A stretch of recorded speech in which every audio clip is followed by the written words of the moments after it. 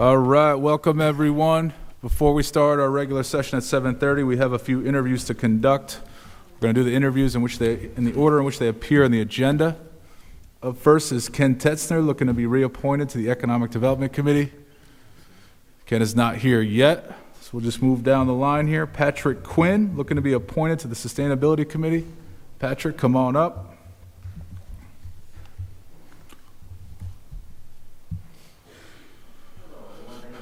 Good. If you want to click that button on your right. Red? Yep, you're on. All right, thank you.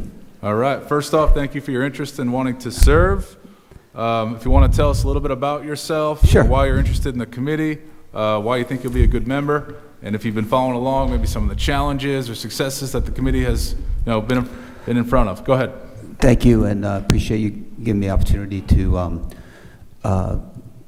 serve in this appointment if that's your decision. So thanks so much for giving me the mic. I'm Patrick Quinn. I'm from 30 Hillcrest.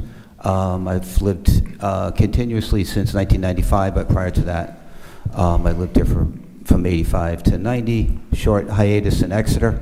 I live at 30 Hillcrest over by the hospital. Energy, conservation, and sustainability stuff is something I've been interested in for a long time. My previous employment was in the labor movement, but as part of that, I was able to work with my organization to build out a solar battery array. Did that at my home. I'm working with some other nonprofits on that. And then in the past 23, 24, I was working with the Department of Housing, helping them identify and itemize all of the state and federal incentives for renewables. So I think I have something to add in that regard. I don't have any recent information about what the Sustainability Committee has been working on, but I did take the opportunity to talk to Joanne, who's the chair, Joanne Brickatelli, just about what I thought I could offer, and she encouraged me to apply. So not portraying that as her endorsement, but I got up to speed on what they're working on. So I believe I can make a contribution. I'm pretty knowledgeable on some of the financing stuff and some of the stuff related to the infrastructure bank and how to access that stuff. So who knows what will happen with relatively to the federal incentives that mostly were packaged in the IRA, but we'll see what happens. There are a group of bipartisan support for it, so maybe some of it survives, maybe it doesn't.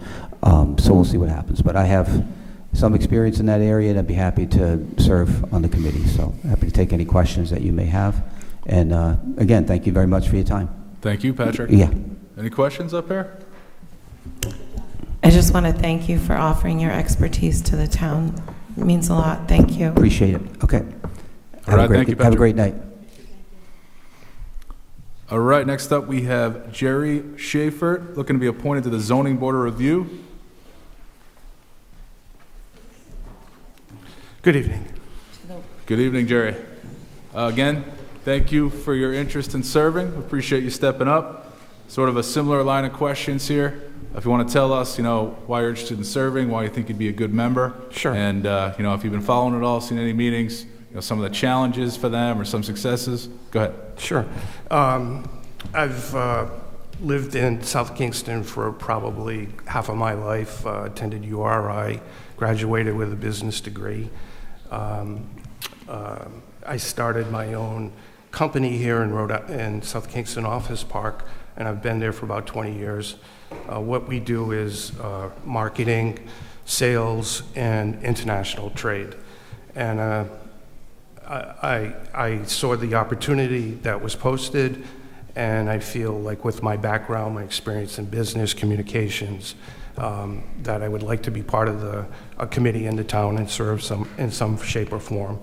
And I look at the town itself, how it's been evolving since I started living here in the 80s, and I'd like to help contribute to the growth of it and enforce whatever the zoning laws that would apply to either residential, commercial, or industrial.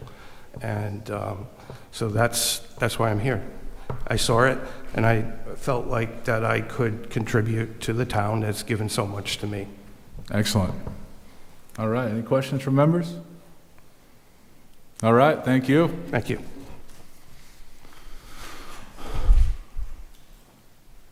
This is for the alternate 2 position, correct? Okay. Yeah, that's correct. I just, All right, I don't see that Ken Tetzner has walked in yet, so we'll hold off on that. We're going to move to our work session now. Discussion regarding town council goals and objectives for the 24-26 term, continue from March 10, March 24, April 14, April 28, and May 12, 2025. All right, we've had some updates, consolidation of our thoughts at the last meeting. I think we're at a good point to pass this, ratify it, have it as a materialized expression of the council's goals and objectives for this term. How do we feel?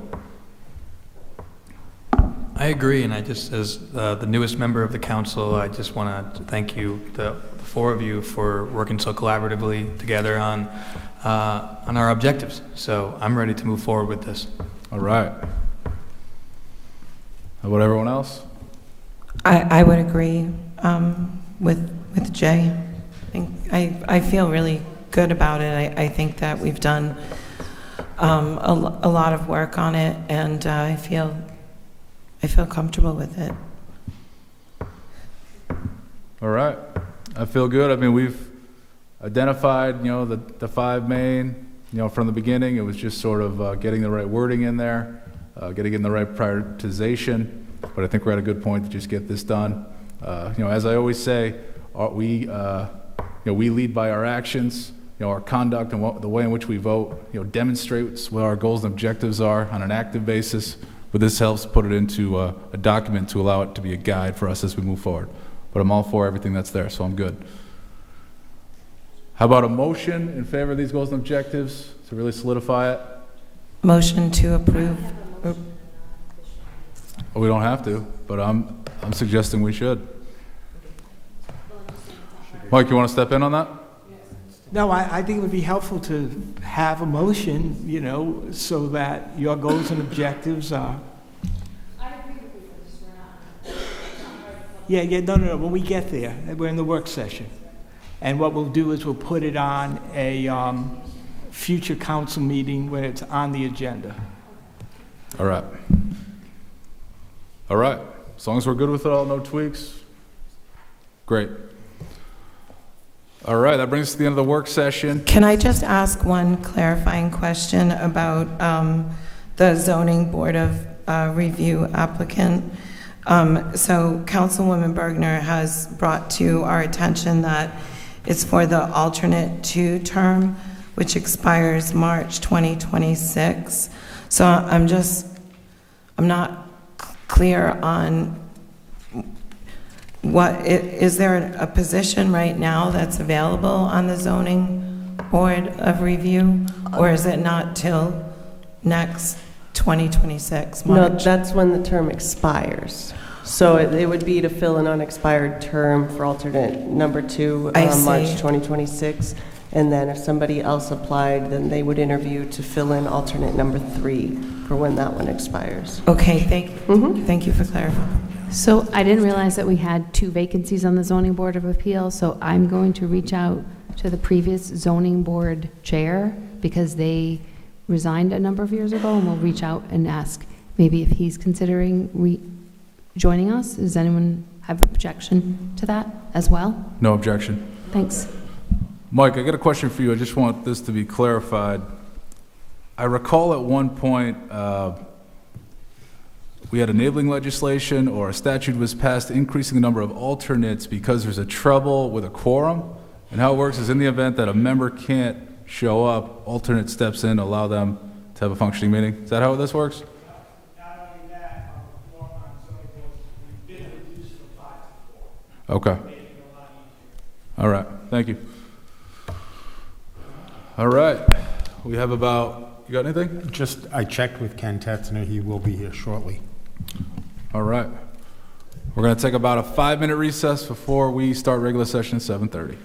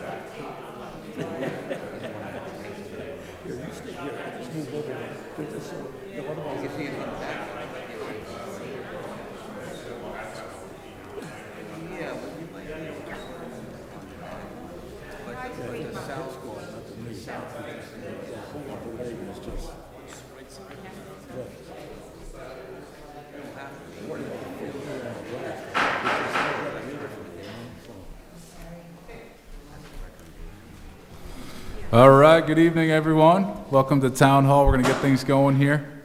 Today is Tuesday, May 27th at 7:30 p.m. We're here for a regularly scheduled Town Council meeting. First order of business, as always, the Pledge of Allegiance to the flag.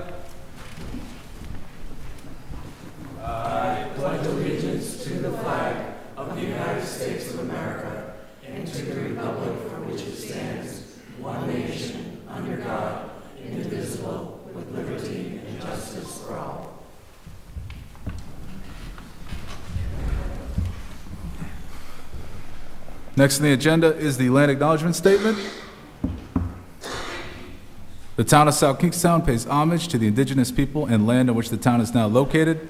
Let this acknowledgement serve as a reminder of our ongoing efforts to recognize, honor, reconcile, and partner with the Narragansett tribe whose land and water we benefit from today. Next, we have the roll call. Council President McEntee? Here. Council Vice President Marin? Here. Councilmember Bergner? Here. Councilmember Alley? Here. Councilmember Wedgemont? Here. All members are present. Thank you. All right, it's going to bring us to item 5, approval of minutes of previous meetings. Motion to approve items 5A, B, and C. Seconded. All right, we got a motion and a second. Any discussion? All in favor? Aye. All right, that passes. It's now going to bring us to item 6, the consent agenda. Second. We have a motion and a second. Any discussion? All in favor? Aye. All right, that passes. At this point, I'm going to move ahead. New business, item 11A, a resolution adopting a citation in recognition of Brandon Pierce for achieving the RI Civics Teacher of the Year Award as requested by Councilmember Wedgemont. And that reads as follows.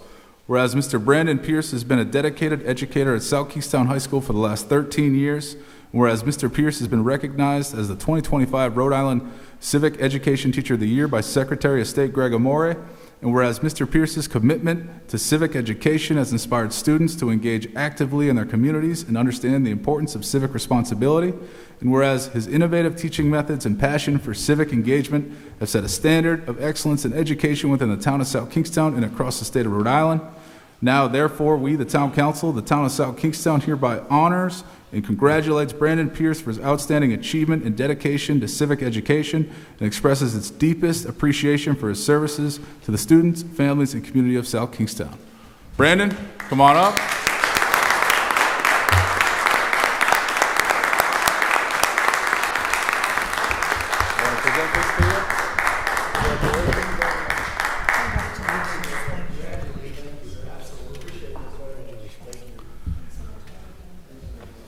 And Brandon, if you want to say anything, feel free to say a few words. Your choice. No, it's the kids that do this. It's not me. This is a great place to work and live. Thank you all. I appreciate it.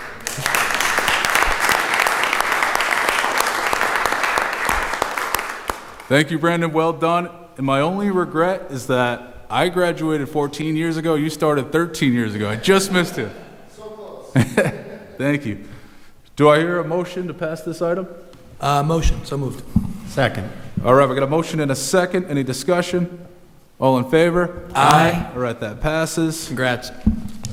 That's now going to bring us to item 8A, Town Manager's Report, update on School Building Committee and School Facilities Project. Jim? We have Chris Spiegel here, who represents Left Field, one of the consultants that's hired by the town, and also Kate Massinati is here as the chair of the School Building Committee. So, Chris?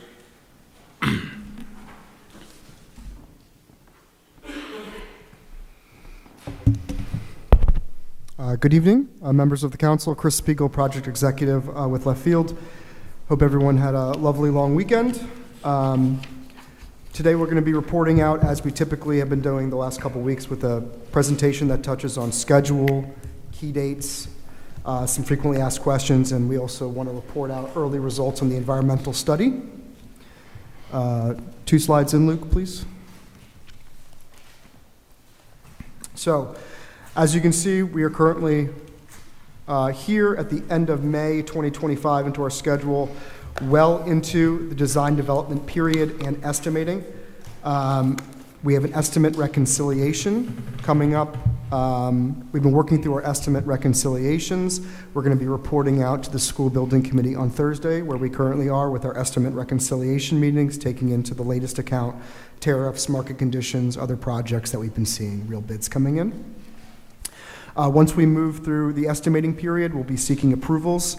On the next slide, you will see our design development milestones. We recently just passed our design development estimate reconciliation meeting. On 5/29, we'll be moving into School Building Committee recommendation of design development. On 6/5, we'll have our public engagement session. Those are already, flyers have already been posted to the website, I believe to the town's website as well.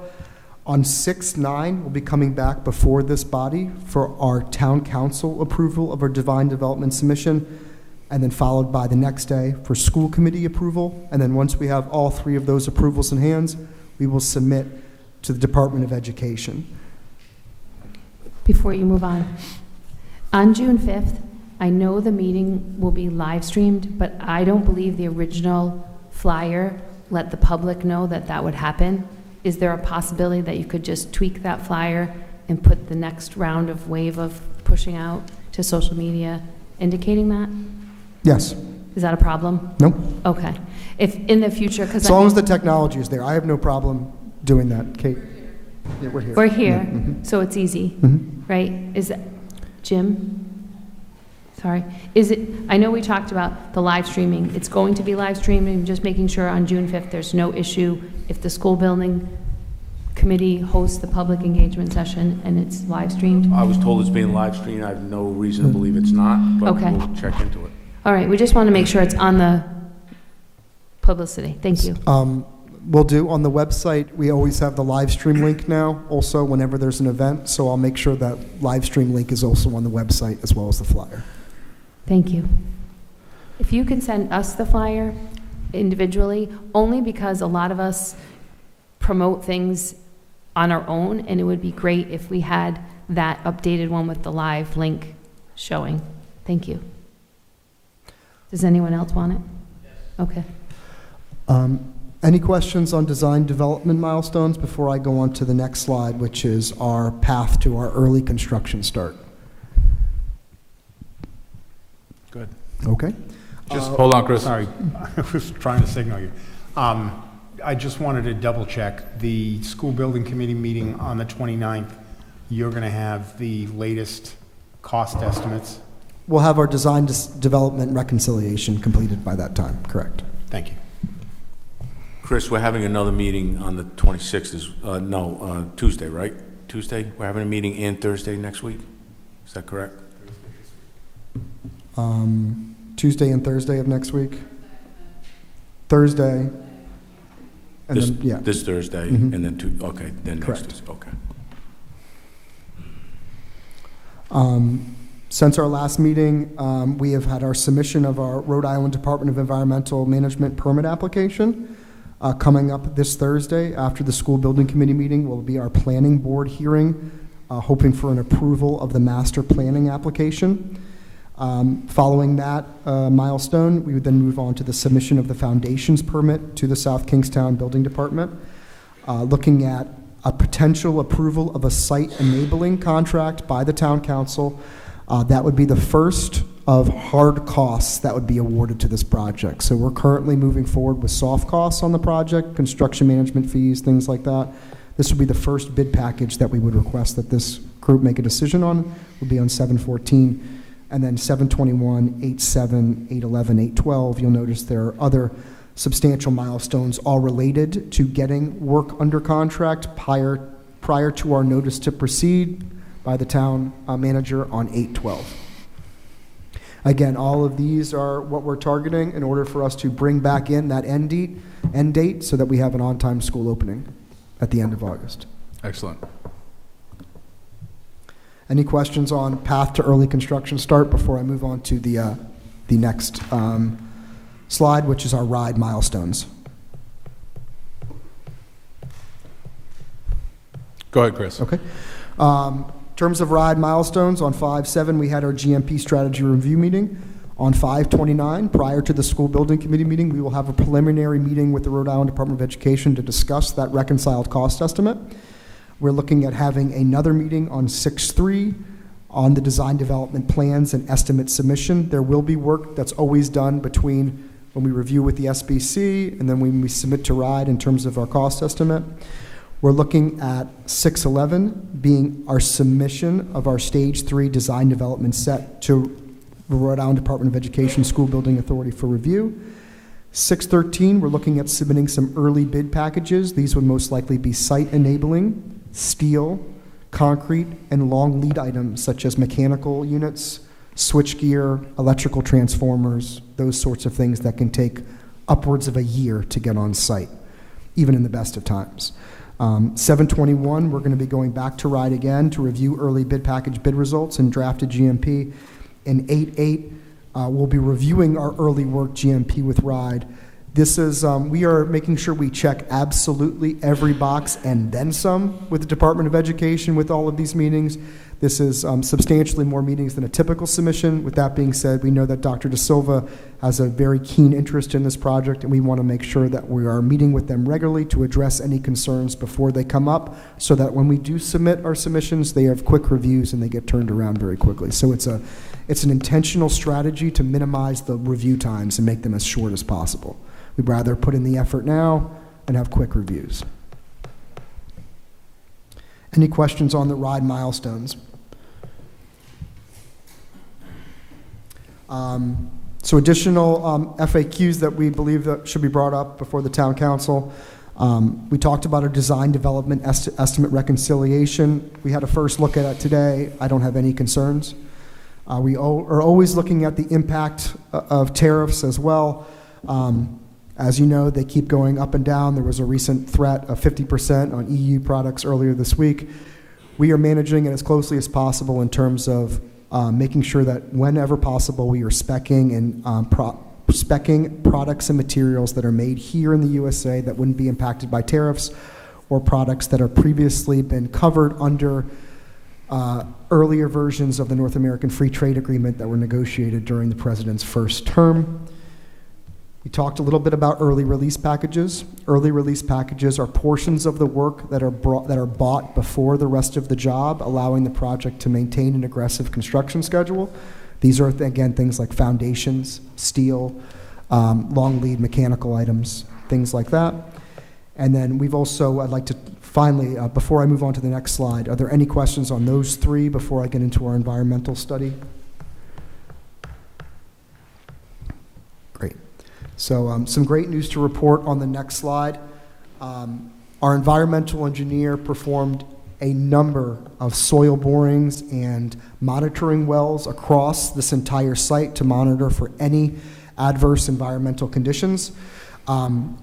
In only one area on the entire site, there was a slightly elevated level of petroleum. That is right by where the old wood auto shop was. However, the levels that were tested were not even enough for a release by the Rhode Island Department of Environmental Management. That's how low they were. This is the very best of news when you have environmental site assessments. They can cost millions and millions of dollars if you find unsuitable soils on your site. So this is a good bill of health for the site that we will not even have to make a release with the Department of Environmental Management. Preliminary results. So just to be on the safe side, you'll notice that that blue dot in the corner, we did perform all of those wells. Those are additional wells right nearby. There was no trace of petroleum in any of those. So it's hyper-localized, it's not spread. It's probably related to someone spilling something 10 years ago.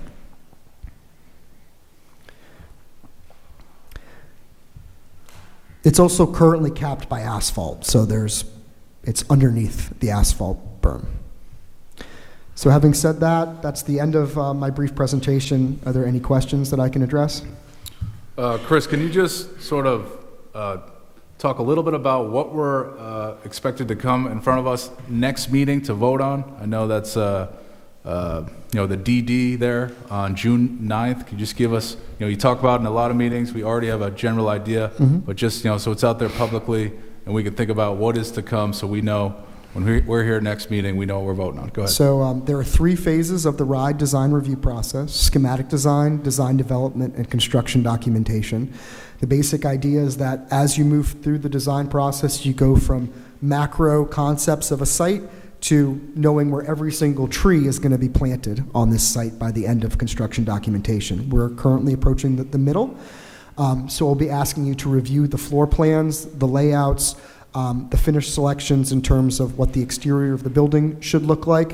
And this is a check by the town council to make sure that we are moving in the right direction and we still have the opportunity to pivot again for cost or for different finish selections and things like that at the next gate. So this is our second of 3 gates that we have to go through prior to the Department of Education writing us a letter that says you are approved, your reimbursement is good to go, move forward. All right. Thank you. Go ahead. Thank you for that. Regarding the public engagement session, what would be your expectations for the public? Because that design that we were presented at the prior meeting that we've had, there's really not an opportunity. It's just sort of a public reveal, not a public engagement where someone's going to come in and go, move the gym over here or move the locker rooms 5 feet down. Well, to be fair, making large moves of that nature are probably off the table just because of where we currently are. Those would easily can be done during schematic design, but I agree. Not where we are now. So what we do is we do solicit feedback, and we have incorporated feedback from our previous session into the drawings now. Okay. There still is an opportunity for us to incorporate feedback, but now we're going to be really listening for things like what type of fencing do people feel is appropriate for the job site, or what type of finishes, color selections, furniture choices from staff, things like that, where walking paths might be, things Okay. that are sort of the last things that we build on site in terms of the structure, the floor plan, the height of the building, those types of things. Those are pretty much set at this point. We feel that we had a lot of discussions about them here, school building committee, and in public meetings before. Now we're moving forward with getting into where the trees are placed type of thing. Mm-hmm. And of course, we're going to have comments from planning board as well. We expect to get feedback from planning board as well. We'll be incorporating those in the next design submission. So we're going to have some work to do before CD is wrapping up the project. And there'll be another public engagement at the CD level as well. Thank you. Good. Chris, thanks for coming out tonight. The slide that says a path to early construction start, when this says early construction start, does this mean so it's constructed so it opens in August of 2027? So this means that the early construction start means a start in August as opposed to October.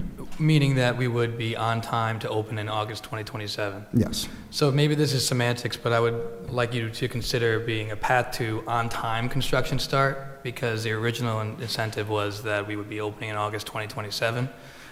Just some feedback, that's all. Sure. Perhaps maybe path to school opening finish or something. We'll figure it out. Just on time, right? Because on time is August 2027, Yeah. so. You got it. Thank you. Yep, will do. I just wanted to note that you had brought some samples of construction materials as far as colors and stuff, so I put them on the table over there so people can take a look at them. It's hard to really adequately judge the color on your computer screen. You are correct. It's hard to get the nuance of the material as well, the way it plays in with shadows and light as well. All right. Thank you, Chris. Appreciate the update. We look forward to seeing you next meeting. Thank you. All right, before we get to public comment, I want to invite Ken Tetzner up. He is looking to be reappointed to be named to the Economic Development Committee. Ken, welcome. Thanks for your service. We all know you up here. If you just want to tell us a little bit about your experience, what's happened on the Economic Development Committee, some challenges, some successes, go ahead. Oh, if you want to turn the mic on too. How's that, better? Perfect. Good. Actually, I've been on the Economic Development Committee, I think, for 3 years now, and actually this year we have a new round of people, per se, so it's pretty diversified. The thing that I think I bring to the table is that I was a business owner in town for 25 plus years, so nobody else at the table really has that background. It's kind of nice now. I think we have 2 seats available, so if anybody's interested. But it's a lot of different age groups and backgrounds, and we're really, I feel like the council and us are working together way better than the past. There seems to be really good open communication, and I'd just like to say I appreciate that, because in the past it's been a little maybe frustrating, but now it seems to be we're really working together, so that's good. Yeah, I love the people on the group. I love what we're doing, working on new ordinances, and always looking at what new businesses are coming to town for growth, so that's why I'd like to be on there. All right, thank you, Ken. Any questions for Ken? No problem, Ken. All right, thank you. Thanks, Appreciate Ken. it. Thank you. All right, it's now going to bring us to public comments. Anybody in the audience who wishes to speak on any matter, I invite you to come on up. We just ask that you introduce yourself. We're going to limit you to 5 minutes. When we begin speaking, this clock will begin counting down. You can use it as a way to sort of, pace yourself. And we're going to do a 30-minute segment, public comment, move to new business, try to get through that rather quickly, and then come back to public comment for anyone who hadn't had a chance to speak. Jim, go ahead. Thank you. I did offer Bob the seniority spot, and he turned it down.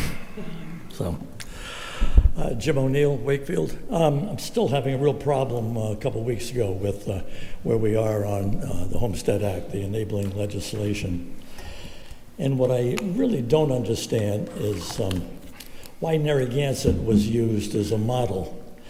We have to remember, they've got a 2-tier tax system. Commercials around $8.85 per thousand, residential owner-occupied about $6.65. Totally different than what we are. The only thing in common is the 10% of assessment for those folks. It just doesn't make any sense, and especially when their medium household sale last month was twice that of South Kingstown. So it just doesn't make sense. And the other part of the act that doesn't make sense, everybody thinks that when the governor let it become enacted without his signature, everybody thought that was a go date. If you read the second page, it brings up in section 2, it brings up that won't take effect until December 31, 2025. And that was a disappointment for many of us. I know even Mr. Marin said at one of the meetings he was hoping early this winter, now that winter's over, that we might have made great progress towards enacting or at least getting information. That would have been very, very important. But this makes no sense of not knowing exactly and not hearing exactly the rest of that act, which might really cause us some further delays. What I'd like to bring up, Mr. President, I'm looking here at things going on at the State House, and you've got to pay attention to this. And I wish the solicitor was very much more of a lobbyist here, because if you've read the articles in the paper this weekend, they talked about many cities and towns hiring lobbyists. And I'm taking a look at 4 acts up there. The Marine Industry Acts, no more exemptions for boats over 50,000 on sales, taxes on slips now, moorings, storage, repairs. That's a great growth industry down here. What is our General Assembly doing? I do not understand this. Then you have the Rhode Island Wealth Tax, H 6290, taxing higher incomes. I brought up the Massachusetts miracle with Proposition 2.5. Why are we taxing more and more? And also, too, the Taylor Swift tax is in action again up there, where they just tax the out-of-state high-assessed properties. It's incredible. It just keeps going. They want another increase in the conveyance tax. It never ends. And we compare ourselves with Massachusetts. We would like to be what they're all about, because that Act 2.5, the Massachusetts Act of 2.5, made Massachusetts number 1 in the country for economic gain, education gain, everything. And yes, now they're going to do a tax, a 1% tax on very high income earners, but they've earned it. They've grown into that. We haven't. We keep spending more than we bring in with revenue. So we've got to change that. And sometimes I think the council forgets that we're an eco-tourism economy down here. So all these bills I just mentioned to you affect us, and they could put in jeopardy our Homestead Act, because these are the people, not your rental registries. The high-income people are the folks that would really make the enactment of a meaningful Homestead Act.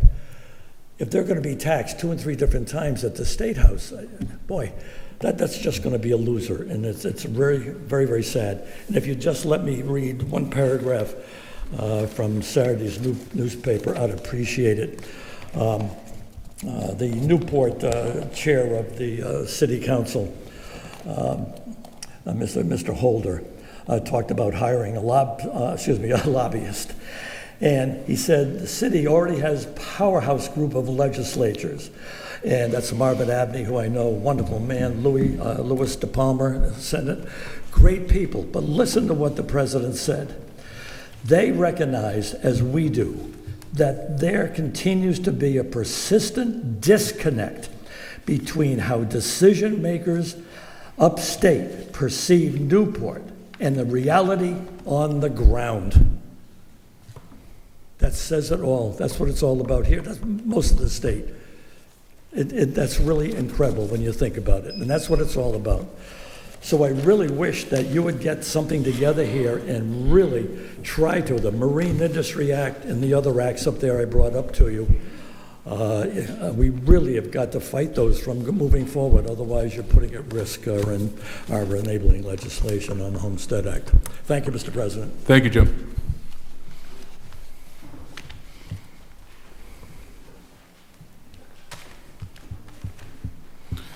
Anyone else in the audience wish to speak? Everybody just come on up. I thought there were a couple of people.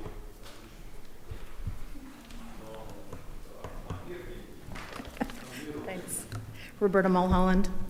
I agree with a lot of what Jim said about the homestead tax exemption. I think you just dropped the ball on that in not having public comment on it, and I said this last December.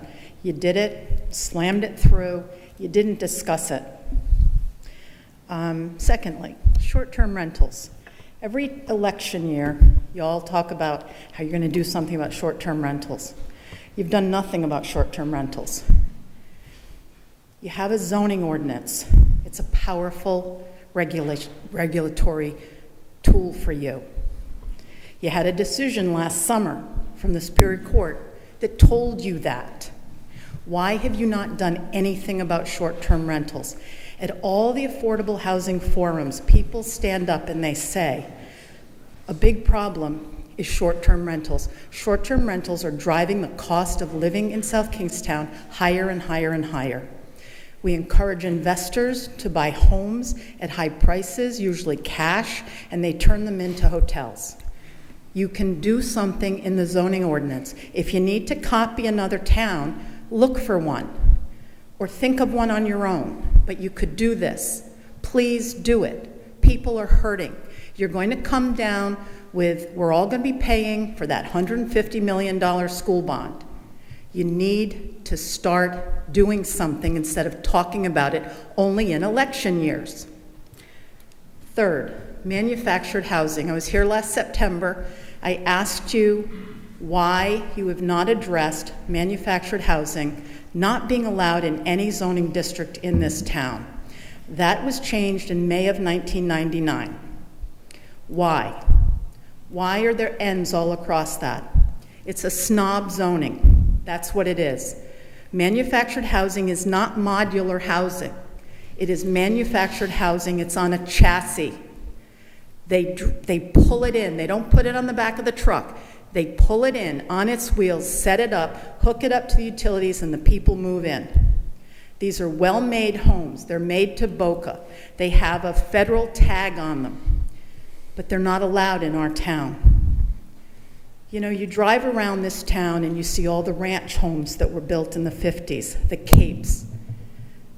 Nobody builds those anymore in South Kingstown. They build 3-bathroom, 5-bedroom, with another half bath and a 2-car garage. And they're 800,000 or more. Manufactured homes start in the 100,000s. People have land right now that they could place a manufactured home on. It's not allowed. Unless you're grandfathered, you can't have one in South Kingstown. Why won't you do something about this? It's snob zoning. Oh, and by the way, the developers aren't going to like it. The contractors aren't going to like it. But if you really care about having affordable housing in this town, you'll do something about short-term rentals, really do something, and you'll do something about manufactured housing being allowed here. We need it. People need it. And we'd like to see you do something, not just talk about it, especially during election years. And my own personal feeling on the homestead tax exemption is you won't do anything until next year, because that'll be another election year. And you'll be able to say you did something. People need help now. And if you don't know the people who struggle to pay their taxes, shame on you. Shame on you. There are many people in this town who've been here for a long, long time.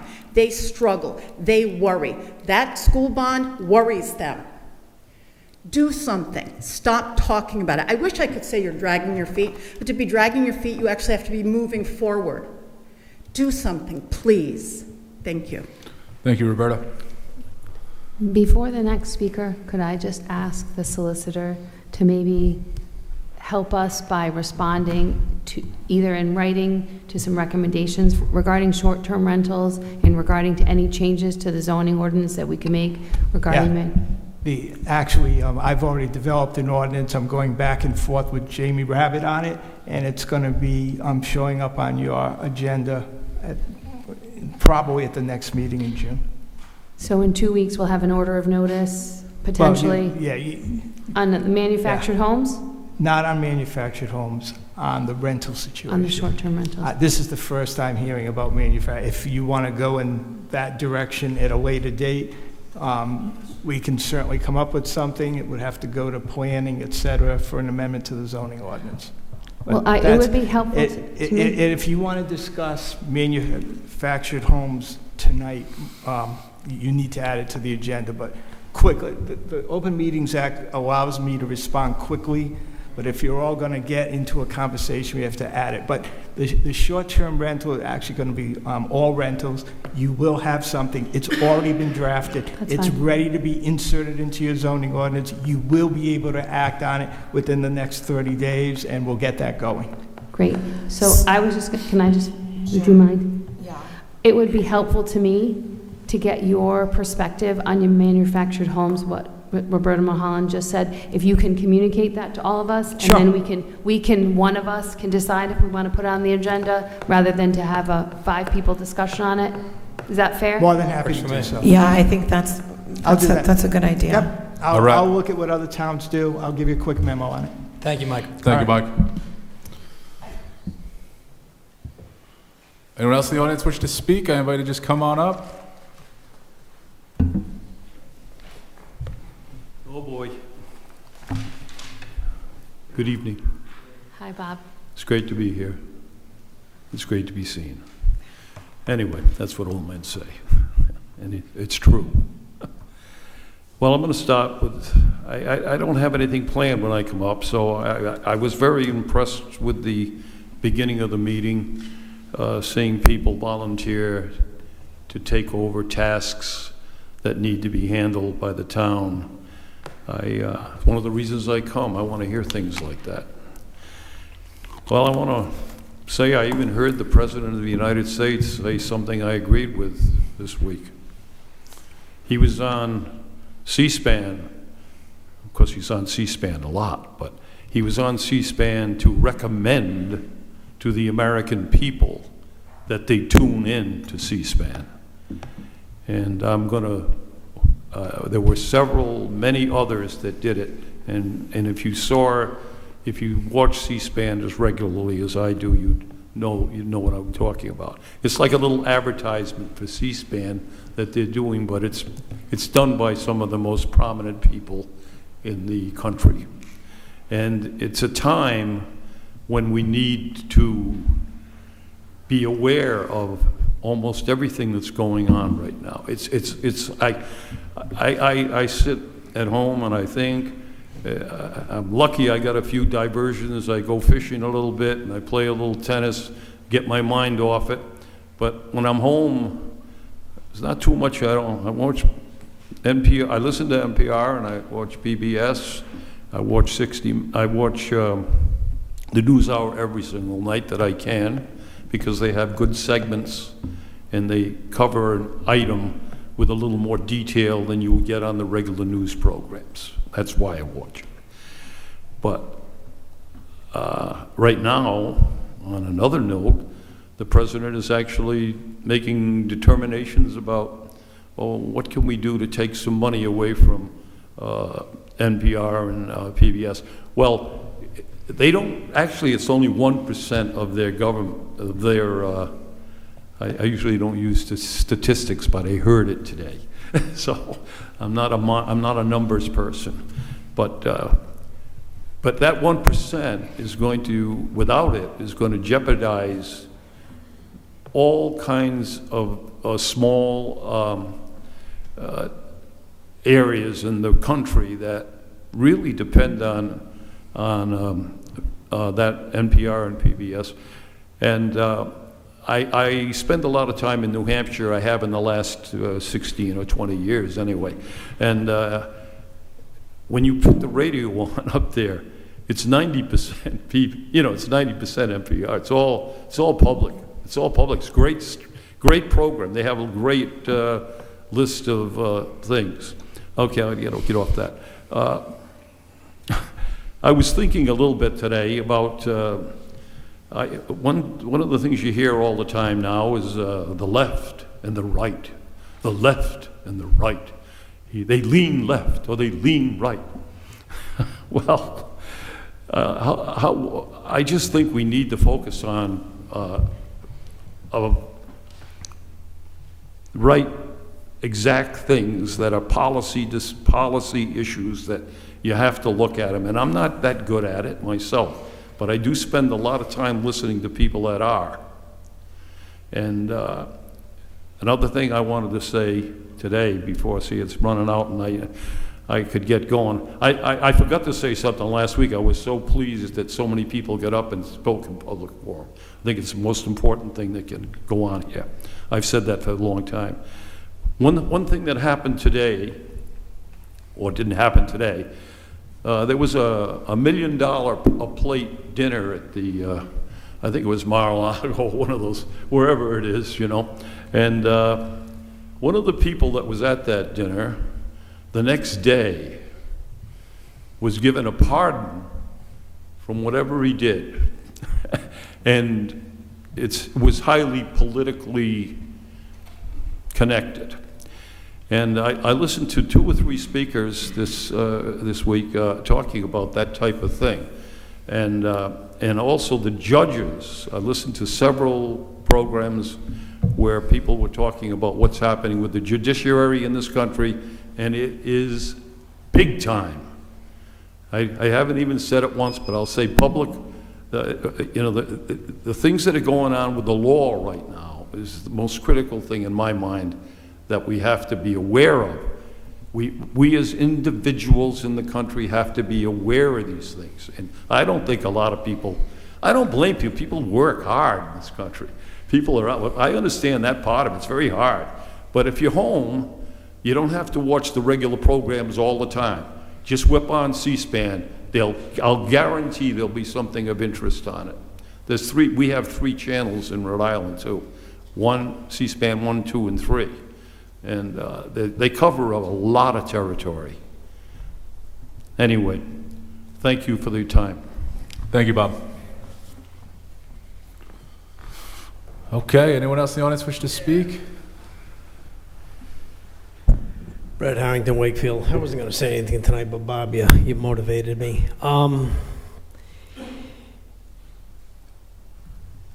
We have the 2-party system here. We all know that, like Bob was saying, the right, the left, and we're in a gotcha time right now. Nobody's working for us. The right, the left, it's just, I gotcha, I gotcha, I gotcha, and we're in the middle and we're trapped. And where I lose my mind is when anybody says, this party has done everything right and this party has done everything wrong. That's not the case, okay? Both parties have done things wrong. And if you look at the forefathers of this country, they said if we ever got to the point where we were a 2-party system, which we are, we're done. And you can see that now because it doesn't matter. If the Democrats do something right, the Republicans they're gonna attack whatever they do, and vice versa with the Democrats attacking the Republicans. You know, I just wish that we could get to the point where, you know, an independent could be president of this country, but we all know that's all never going to happen because of the way the political part of the system works. You need a ton of money, and how do you get a ton of money? If I was going to run, I've got to go to a pharmaceutical company and say, can you help me out? Yeah, we'll help you out. As soon as you get elected, we know what happens. Here's what you're going to do for me. Here's how you're going to vote, and this is what you're going to do. Okay, so that's where we are, guys. I don't want to hear about this, you know, this president is bad and that president is good, and none of them are good, okay? What we had prior wasn't any good, what we have now isn't any good, and that's the reality. And when I come up here and I say we're all taxpayers, we're all, you know, we're independents, we're Republicans, we're Democrats, we all need to be heard. And not just heard. Because I come up here, and you hear me, and you say, thanks, Brad, and you sit down, shut your mouth, and have a nice day. I want every mouth to be heard. Democrat, Republican, Independent, and acted on. Like Roberta came up here today. And I was glad that Councilman Bergner actually is trying to address this. Okay? Let's address the things that, you know, other parties bring up, and let's work together as a team and make it happen for everybody, because guess what? Everybody pays their taxes, everybody is in a different party, but we all have to pay our taxes, and I get frustrated because I do come, and yes, you listen to me, and you may say thank you, or you may wait for me to sit down, and then sarcastic remark about something I brought up. That's about it. That's about it. That's what I've learned in the 3 years I've been here. And I wish things would change, but I'm not going to count on it. Thank you. Go ahead. I just want to just sort of speak to what you said about none of us working for you. And I feel, right, but I just want to express to you that a lot of times it's very frustrating for us too, because we don't engage in the back and forth, and there's so many things that go on behind the scenes, and it takes so long for things to happen. So we have the ordinance that's coming up that will give us the information on the short-term rentals, which will give us the data we need to make the decisions about the, the homestead exemption. So everything is a process, and it's hard to sit here and not be able to respond a lot of times, because I know, that we're all working hard to try to get it done, but it just takes a while, and we can't really respond like this. So I'm not even allowed,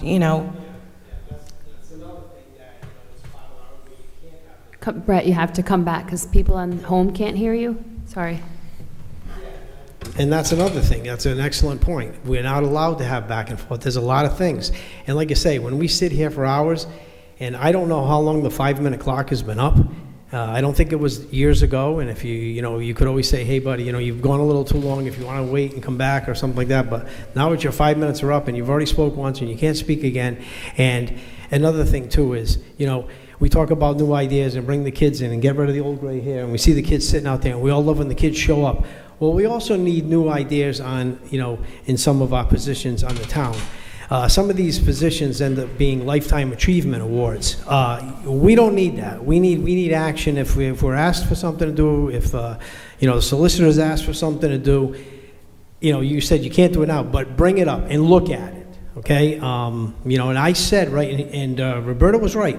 She said, there wasn't any public comments on the thing. Yeah, well, I did make a comment about the Homestead Act, and the only comment I made was, what do you mean you're capping it at 10%? That was my comment. And that was the end of it. And then we find out later on that, the stuff was written as 10%. So, all right, I'll get off. All right. So I was going to say something, so I don't know if you want to add Go this ahead. to the agenda. What is it that we're adding to the agenda? I don't know, allowing me to talk. I mean, I don't know if I speak to something, do I need to add it to the agenda? If you can Patty's already identify the spoken. context by which The you want to homestead add. exemption, the homestead exemption. Okay. I don't think I think if you can respond, but without adding it to the agenda. Like, we can respond to the comments about the homestead exemption. Is that what correct? does Mike say? Patty's already said As something. soon as more than one of you responds to someone from the public, if you all want to join in, or more than one, you need to add it to the agenda for discussion. I would like to add it because I was going to say something, but All right, you'd like to add the Topic discussion of the homestead exemption to the agenda? yeah, the enabling legislation. We got a motion, is there a second? Second. Is there okay, we have a motion and a second, any discussion? I mean, I'll just say, we've had at previous meetings, deliberated over, why we used the language we did, why we requested that the... I hate to interrupt, but you just didn't take a vote, so please just take a vote so it's Your on vote, record. you're right. talking. All in favor? Aye. So, Anyone opposed? Thank you. no, It's on the agenda. I Go ahead. agree. So I just want to speak, I don't believe I was at the meeting where we advanced and asked for the enabling legislation, correct? I wasn't here, it was December 9th, right? So I wasn't here. And I just have to explain what my role and understanding was so that people know. I knew we were seeking enabling legislation, permission to create a homestead exemption. That's the way I understand it. And the percentage was identified not by the 5 of us, but I believe by the solicitor. My understanding, and I wasn't there, so I would have probably asked one question. Now that I'm seeing East Providence has 14%, North Kingstown has 5%, how did we pick 10? And once, because it was my understanding that the 10% of the assessed value was a state law fixed thing. And that, so it was, I own my misunderstanding, but I wasn't here to get clarification, and then it went forward. So I just want to speak, I don't understand that part, but I think that was... If I could Yes. respond, no, it was not my recommendation, and it is not in state law. Brian came to you with charts, with different percentages and what the values would be that residents would pay versus what non-residents would pay. You all, whoever was there, settled on the 10%, which was in fact what Narragansett has, 10%. Yes, other cities and towns have different classification, different percentages, but they also have a very different mix of homes and businesses, et cetera. With all due respect, Yes. I don't recall getting any charts or anything like that. Yeah. Did anyone get those things? Yeah, no, Brian came here, yeah. Yes. So it was my understanding, and please Well, don't... can I Wait, respond? one sec. Just because I Go ahead. wasn't here, and I don't want to ruffle anyone's feathers, but I thought Mike wrote the draft, and it went to Jim, and then it came to the agenda. Maybe I'm wrong, because I'd happy to correct my misunderstandings. No, you didn't ask for it? Right. The solicitor's office wrote it. Yeah, I wrote it. Okay. The enabling legislation. And there was a discussion at some point, I'm not sure it was that night, but there was a discussion with Brian at some point Right. about different Because the percentages. percentage was blank. We filled that in after your discussion. I wasn't here, so... I remember having a discussion, but... I mean, the majority of the council voted to ask for enabling legislation from the legislature. They passed what we asked them to pass. We based it off of Narragansett's. Our demographic is different than Narragansett's. While Narragansett may have 25% year-round residents, 75% vacation second homes, South Kingstown is 75%-ish year-round, 25%-ish vacation second homes. I don't foresee a possibility that we'll be able to offset or give relief beyond the 10%. For me, that makes sense. But if in fact we quantify the numbers and there is a way by which we can give more relief and offset it by having increased taxes on the non-residents, we can always ask for an amendment to the enabling legislation to allow us to give more relief. I see this as a great starting point. I see it as us not committing too far. I think that, we're excited to get to our work sessions to figure out how we're going to do this. And part of it is moving forward with the short-term rental regulations through our zoning ordinance. We know that. We're moving through that. We see that as helpful in that if we do that as a precedent to doing a homestead exemption, that'll help us get, find more relief. But, I don't see as, we needed more than 10%. I don't foresee a possibility we're going to get there. But we won't know till we keep working through work sessions. But we've deliberated over this in previous meetings. We talked about it when we decided to ask our local legislators to sponsor this bill, which they have. It has passed. The governor didn't sign it. By 7 days going by without signature, it becomes law on the date you identified, Jim. That's where we're at. This is a positive thing. But, we really haven't gotten to the point where quantifying the numbers to see what works, but I see 10% as a good baseline. If we need to go beyond that, we will certainly seek enabling legislation to amend it. Go ahead. Thank you, Mr. President. So I just wanted to talk about a couple things. First, Brett, you're right.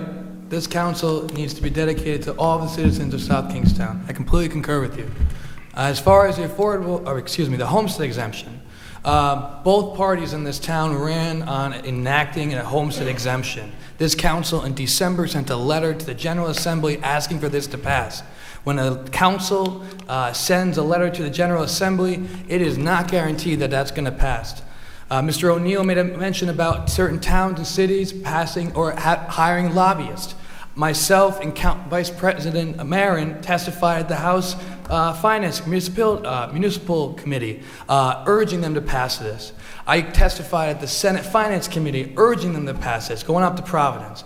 And it got passed, and it is now a law, and we are hoping that we can get this done for the budget of 2026.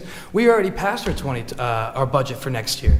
So it is our priority to make sure that our town gets the short-term rentals and make sure that in our next year's budget, the homestead exemption is enacted.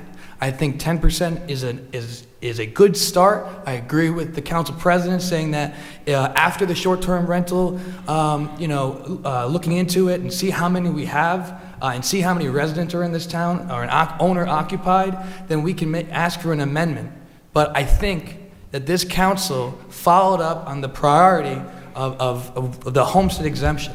And next year, for the next budget, we are going to get this done.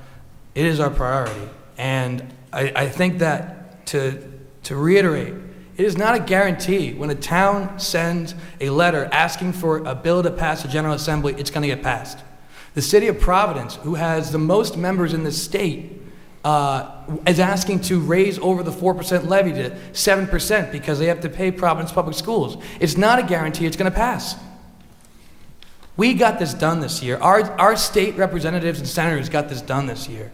And I appreciate Roberta coming up and saying that we need to keep moving on short-term rentals and we need to look at manufactured housing, but to say that the homestead exemption is not moving forward is not accurate. We are getting it done. All right. Jim, we're not going to debate this. We're going to move on now. We've kind of gotten past the 30 minutes public comment. We're going to come back. Anyone who didn't have a chance to speak, we will come back to public comment. We're now going to move on to the public hearing. Item 10A, a public hearing relative to proposed amendments to the Town Code Chapter 4 Boats and Waterways Ordinance, Section 4-41, Small Vessel Storage Rack, as shown in Exhibit 1 attached to Year 2. Mike Stack, come on up.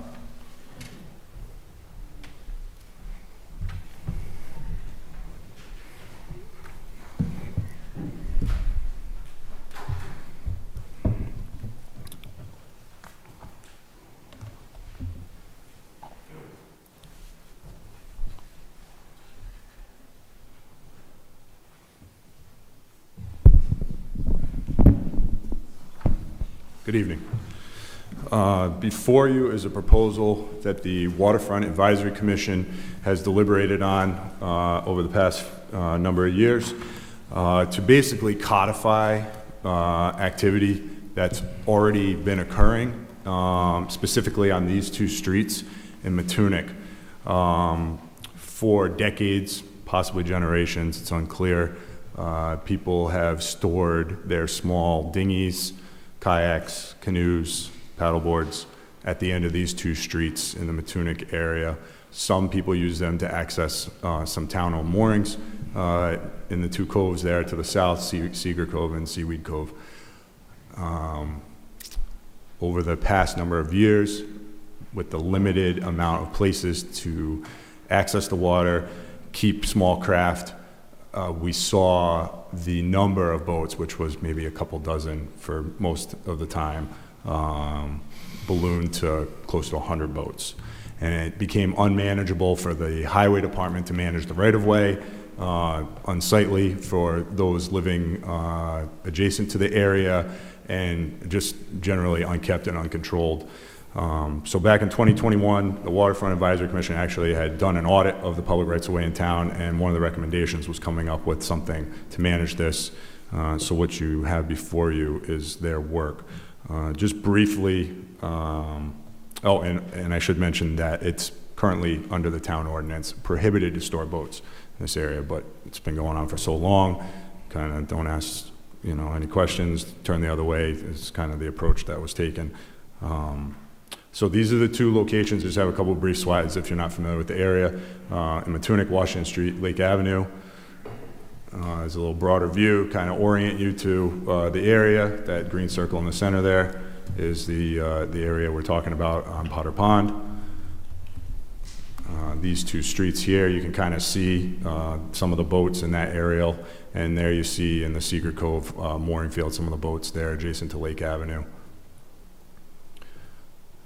This is Lake Avenue, what you kind of see there throughout the year. And the town did remove, between the two areas, back in March, 15 boats. After posting in December a sign saying, please remove your boat, there were still 15 boats that nobody claimed. We've had a couple people come looking for them recently, but by and large, they haven't been claimed. And this is Washington Street here. This is just an example of an idea that the Waterfront Advisory Commission is proposing. Just some considerations, other municipalities already have systems in place similar to what's being proposed. Their charges, they're wildly successful, and they charge anywhere between $75 up to $335 annually. Some things to consider as you folks deliberate. It can be managed through the current mooring software we use. If there were to be some type of fee structure, the owner's information and all that stuff, so that we can track everything. And it would provide us continued activity in a managed, orderly system versus the kind of chaos that was there prior. We would require a boat owner to be registered with the town so that we can contact them, have the boat removed, etc. We could give a sticker similar to what we do for beach parking stickers, so that we can track each boat that's kept in the area. There will be some costs associated. We'll need to construct some type of rack system if that's the direction that we're going to go. Site preparation, materials, staff time, most likely would be built in-house. The proposal before you doesn't have a residency requirement, just calling that out because sometimes that does come up. And there may be public interest in constructing racks at additional rights of way. So the Waterfront Commission may be petitioned, and you folks may be petitioned, and we see it in this location, I want it in my neighborhood as well. Those could be evaluated on a case-by-case basis based on space and demand, things of that. And we're here in the 2025, the summer of 2025. Currently, the regulation prohibits it. We've cleaned the boats out of there. I'm sure many of the local residents would be interested to be able to continue the activity that they were previously doing. So would there be something that we would implement right off the get-go, because it can take some time to prep the site, construct racks. That's not going to happen, probably till after the peak season here. So we could come up with something, as a stopgap in the interim. That's all I have. There's 3 members of the Waterfront Advisory Commission here, Joe, Nate, and Mike, if you'd like to speak with them directly. And go ahead.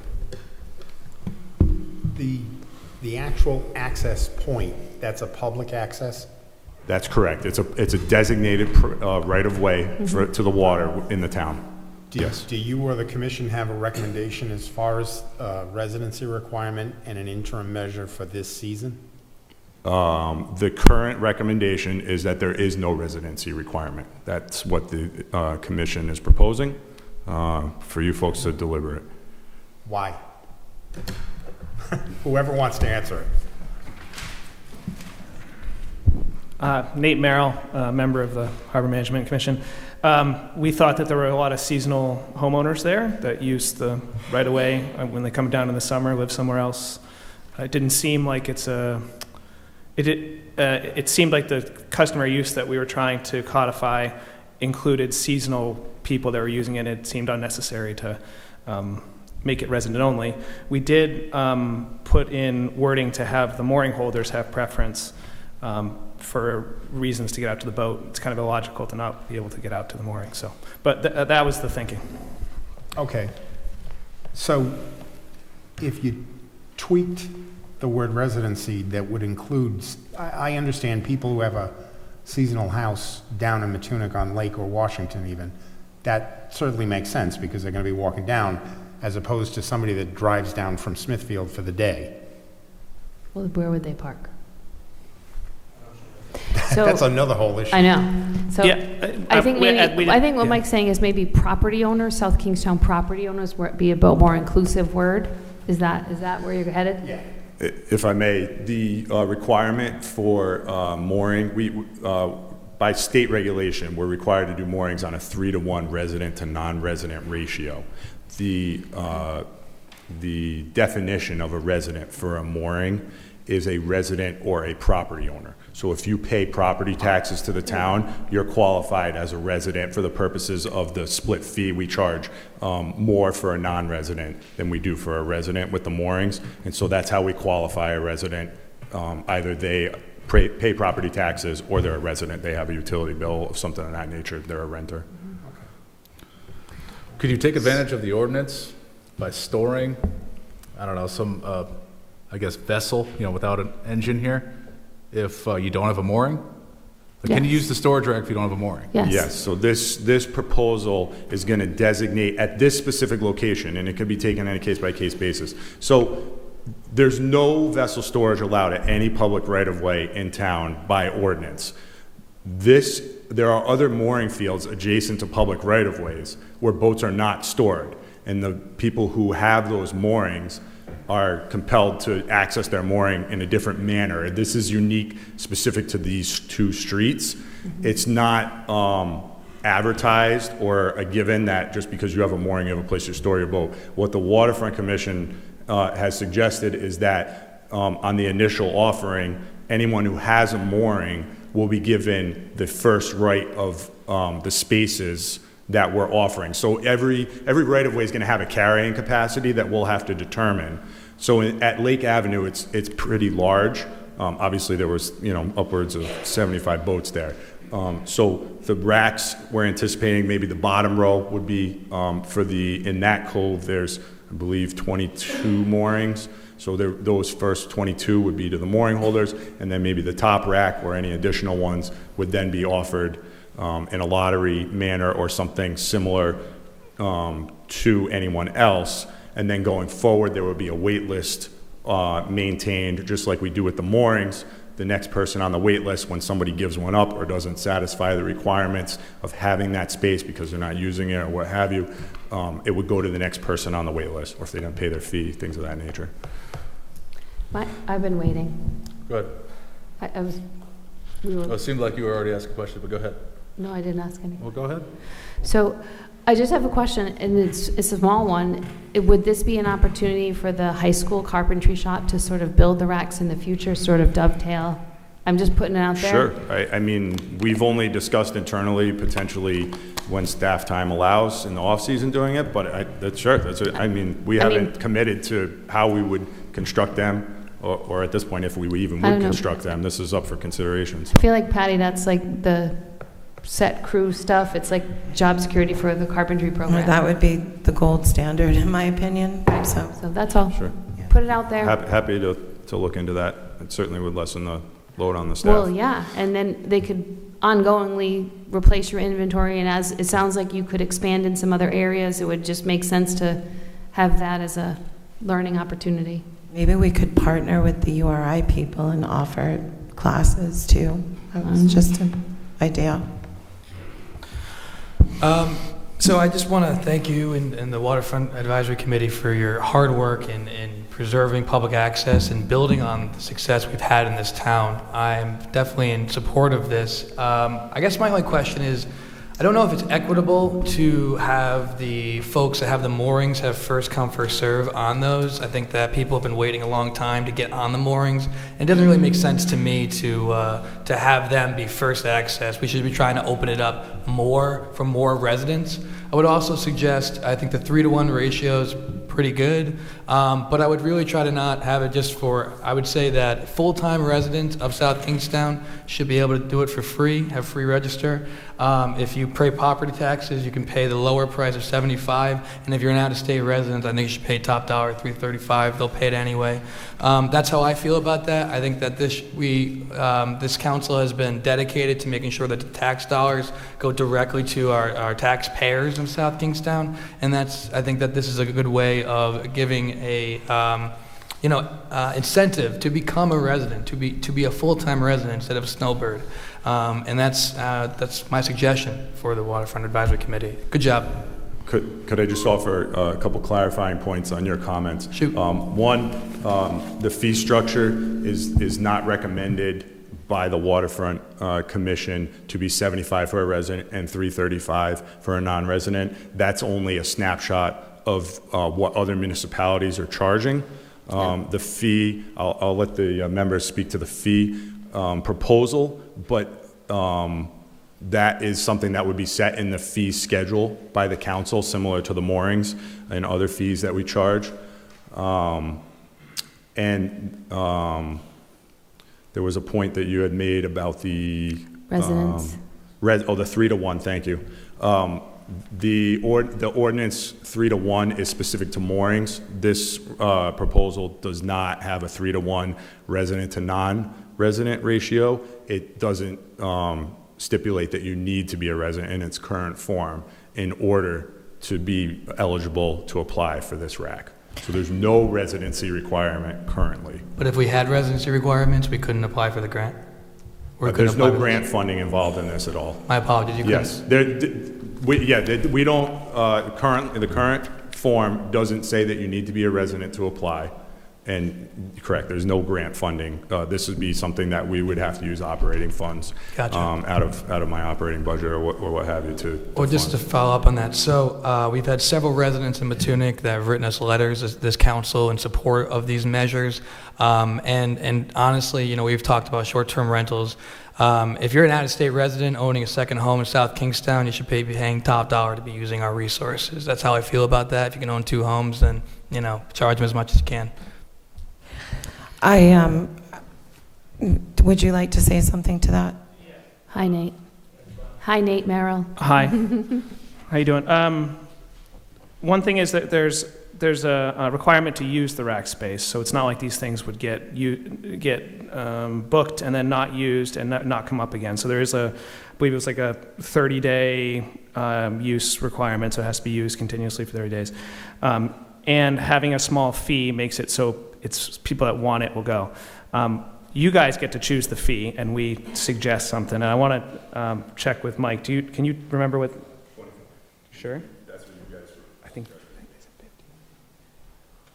And I believe we said somewhere in the range of $25 to $50 would be fair for these. And the reasoning we had was people are already paying a lot to use get to the shoreline, rent there, or own there.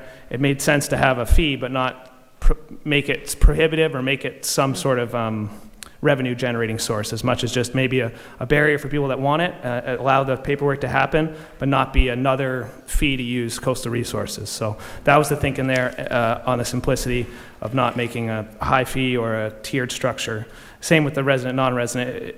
It was to keep it as simple and straightforward. I hear you. I think that, you know, one thing about the fee structures for in-state and out-of-state is that in a lot of states, for example, state DEM for putting your boat in the water, you can park there for free, right? That is not the norm around this country, right? You normally have to pay to park, to put your boat in and do all that. Other states laugh at us when they say, this is free?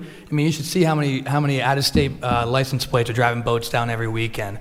I think that the Waterfront Advisory Committee should be looking at trying to incentivize taxpayers and getting the resources like these boat racks, and then charging out-of-state folks a top dollar. I mean, we do that with our state beaches, and that's just my consideration. I'd like you to consider.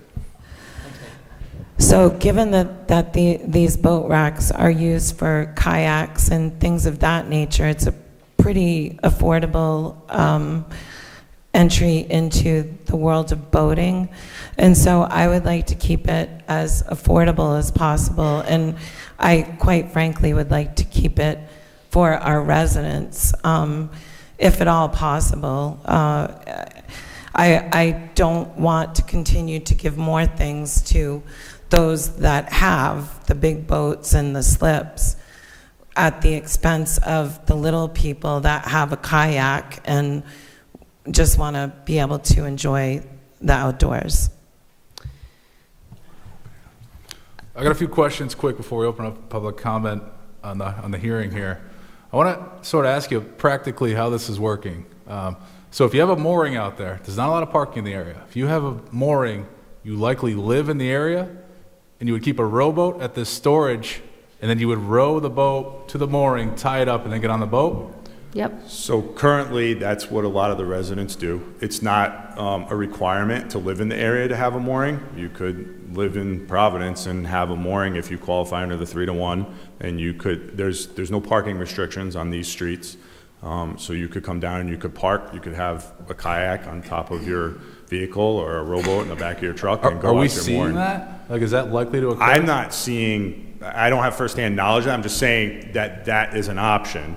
What you're seeing most likely, there's most of these boats we don't know whose they are because there's no identifying features on them. That you go to pick up a kayak and you just throw it down there and leave it down there. So what I'm seeing and what I anticipate is happening is most of the people who have moorings are just storing their boat there, because why wouldn't you? It's much more convenient than having to bring your boat down to the water's edge every time you want to access your boat on the mooring. However, it's currently prohibited under the current ordinance, and there's no other mooring field that has that amenity where you can leave a boat at the water's edge to access your boat. It's a great amenity. I don't think that it's, I think it's something that we should definitely explore, but just understand the way that the ordinance reads currently is prohibited, and the activity is not, if you want to use the word, grandfathered in any other location. We're not seeing any other right-of-ways in town where there's multiple boats being left in the right-of-way for days, months, years on end. So this is an attempt to codify and control what is clearly a nice amenity for these two rights-of-way. And it's a similar situation for those who don't have a mooring, but let's say like the kayak.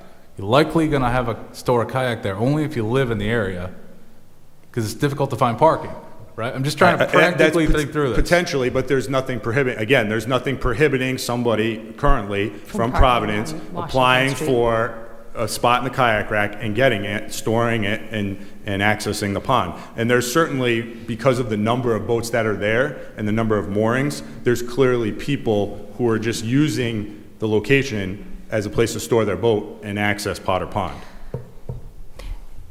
I'm not familiar with how many moorings you issue. Maybe just provide that information. Do you know? Townwide, I think we're 230 some odd moorings, I believe, Okay. townwide, but that's spread out. So you have Narrow River, Point Judith Pond, Potter Pond, Green Hill Pond. We have mooring fields in all of those locations. And do you have 3-to-1 resident ratios, or? Yes. So, Yes, that's mandated by CRMC. right. I didn't know if you didn't have enough demand for out-of-state or out-of-town resident interest. It doesn't, unlike places like, say, Newport, it's generally not a problem to accommodate the 3-to-1. We generally have more residents than non-residents seeking out a mooring, or property owners. There's not a lot of people who don't have some tie to the community getting mooring, but there are some. And I just wanted to comment on the fee structure. I think $25 or $50 makes sense. There is a cost to materials, and there is a little bit of maintenance, and you think about it like they're dovetailing into the software program. So a small amount makes sense, but not exorbitant, because I do think you're right. If I own 2 kayaks, they sit in my shed, and I didn't know I could do that there. But I could now move them there, and it would be so much easier in my life. So. Yeah, you're seeing in other municipalities a very high demand for this amenity. Any municipality that's enacted this ordinance, the demand far outpaces the availability that they have. And if you think about it, I don't know, I think it's maybe $25 or $50 does kind of make sense, because the kayak is maybe $300, $400, $500. I don't know. Mine were used. Could be a couple $100 at Job Lot to thousands of dollars at the kayak center. It all depends on the boat. You have some people that'll have little, inflatable dinghies or hard shell dinghies. It's going to be a myriad of things. Right. I also like the idea of just, it's a better organization. If he's basically got a boat yard sale happening at some point, because he has boats that nobody wants. Yeah, I was wondering Or claims. what happens to those boats. Well, so historically, what's happened is it gets to an unmanageable point. The highway department manages these rights of way. There's knotweed at Lake Avenue. It's a highly invasive. It grows unbelievable. It's a forest. They try and go down there and clean it up, but there's so many boats in the way, it proves difficult. Same thing at Washington. The kind of path to the water gets encroached on, and they have to go clean that up. So the boats complicate that. But it wasn't until recently, because they were trying to clean it up, that they posted the signs to have the boats removed so that they could do that work. But anybody who's, kept the boat down there, we try and get it back to its owner. Can I ask one more question about the dates? So thinking do they have to be out of the water by September 15th, so that nobody, does the ordinance, I don't know if I saw that. The ordinance does have specific dates listed, so that way you're not just storing it all the time down there. It's peak season. December 1, wow, that's really a long time. Yeah, March, I believe it's March to December, I'll double check, but, yeah, there is a period. Because you have some people that do like early season fishing and late season fishing in Potter Pond. So it runs far beyond the what you would think peak summer months would be. So really, $25 for 9 months is a great deal. Even $50 for 9 months is a great deal. Yeah, 50. 50 maybe? If this ordinance passed tonight, I don't see the fee structure in there. Would this, if passing, would we have to establish a fee structure, or would this be included? So the thought behind discussing the fee structure is that you folks establish a fee structure every year. The moorings, you probably don't even pay any mind to it because it just goes through. But when you establish a fee structure annually, that would be your time. So if you propose 20 or 25 or $50 or what have you, next year you would have that opportunity to revisit that, and each year subsequent, if you deem that you want to, change that up or down. So that was a thought. If it's in the ordinance, and Mike could correct me if I'm wrong, we would have to actually change the ordinance anytime you want to change the fees. Yeah, no. It shouldn't be in the ordinance. It should be in the fee schedule. But in terms of the question they're asking, when would you foresee these racks going up and becoming eligible for people to apply? So we would have to build the actual racks, but what the Waterfront Advisory Commission discussed was we could implement the ordinance if you so chose, and we could order stickers that would be, basically their permit in essence, and we But my could point go on right is, away. they could amend the fee schedule in the next month or two prior to all this coming into being. That's correct. Right, so Yes. they don't have, so you wouldn't be doing that tonight. The fee schedule you can consider later, you get the ordinance in place, but the racks aren't going to be available for a while anyhow, so I think you've got time, plenty of time.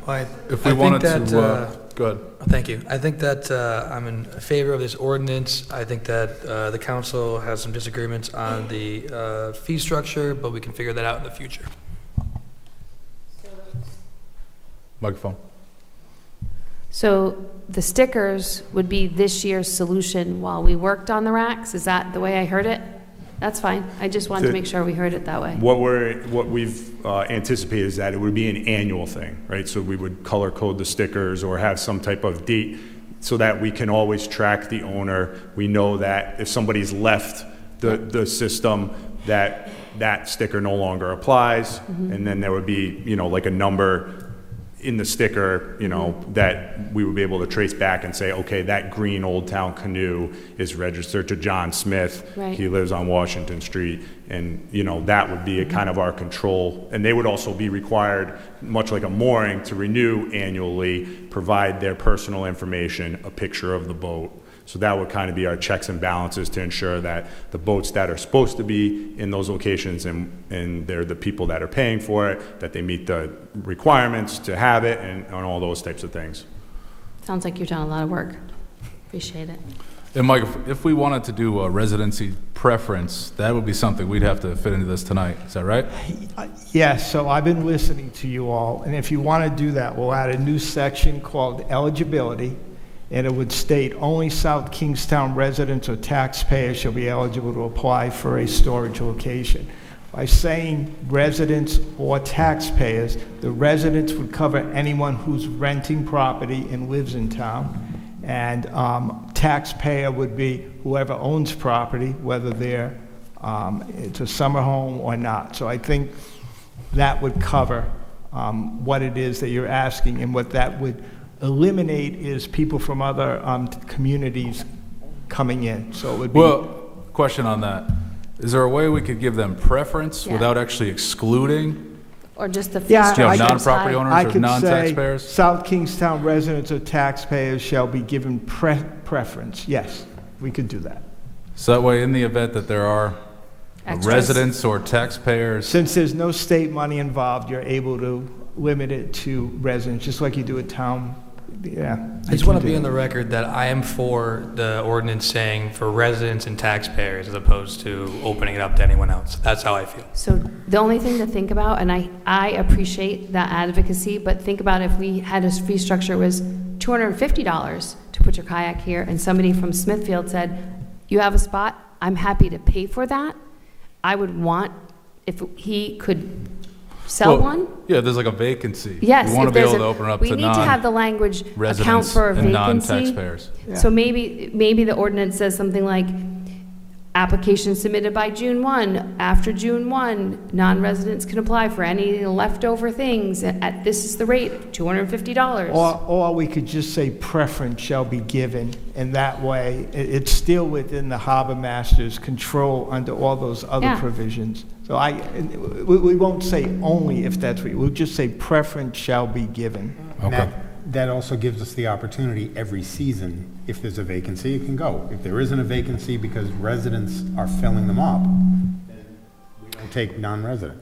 And when we approve the fee schedule, Mike is often here, and we can talk about that topic, and he can do we can say, the feedback from the community is, we don't have enough spaces, and then we can say to Mike, increase the preference for residents. So that data of anecdotal people saying, I wanted one and you didn't give me one, we could address it. I Does think that make covers. sense? I think that covers my concerns. I just think that SK residents and property owners are going to be wicked pumped to do this. That's what I think. Right, I think we all agree on that, Jay. Nate Merrill, what do you think on this? I think there's other people that want to speak to this issue that you haven't heard from. Taking off my harbor management commissioner hat, personally, I would say this preference for residents is sort of short-sighted, because if all towns did that, it's hard for everybody to access the water all over. I mean, Charlestown's right there, Narragansett's right there. I get the superlative of someone coming from Providence, but the pure distance makes that less likely. Plus, you have already the preference for mooring holders on top of that. I would keep it simple.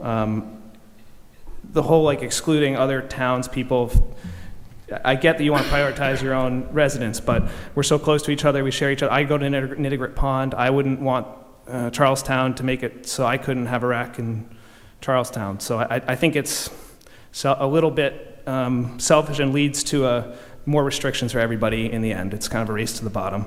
But that's putting my commission hat back on. This is what we came to that we thought would be simple and clear enough to operate this summer moving forward. If it doesn't work, you could edit it as we went. As far as giving permission to existing slip holders, is that something that we want, that one person to have 2 cookies instead of 2 people each having a cookie? Yes, because if you have a mooring, there's no way for you to get to your boat. You're basically Okay. giving them something that they can't access. And All right. Okay, it's not 2 cookies, it's just the whole cookie. Okay. It's almost like a necessity. If you got a mooring, you Okay. if you had a mooring, there would be no way to get to your mooring. Right. Without toting your boat every time. Right, well, I'm obviously not a boater, so. To be fair, there are people that drive their truck down, put a kayak in, launch it, and drive to deep hole, park, and walk down, just like Nate. So it's really not a big deal there. I mean, I think personally, boaters that are going out to boat will do that. And Nate, I appreciate your feedback on the race to the bottom. I just disagree with you. All right, this is a public hearing, so anyone in the audience who wishes to speak on this matter, I invite you to come on up. We just ask you to introduce yourself. We're going to limit you to 5 minutes. That clock will begin counting down once you begin speaking. You can use it as a way to pace yourself. And with that said, first come, first serve. Come on up.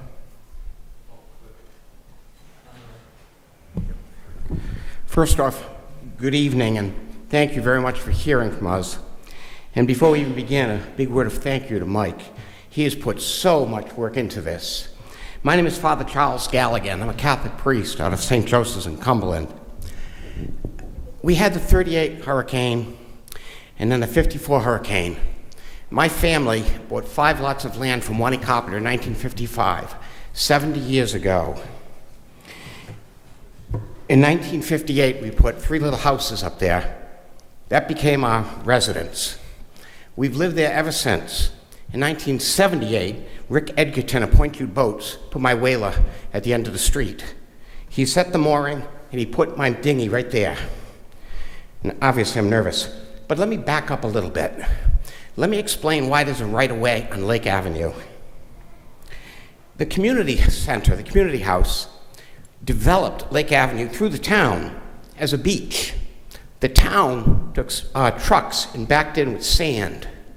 They then put a raft in the middle of that, what's now a mooring field. We used to have our swim lessons there.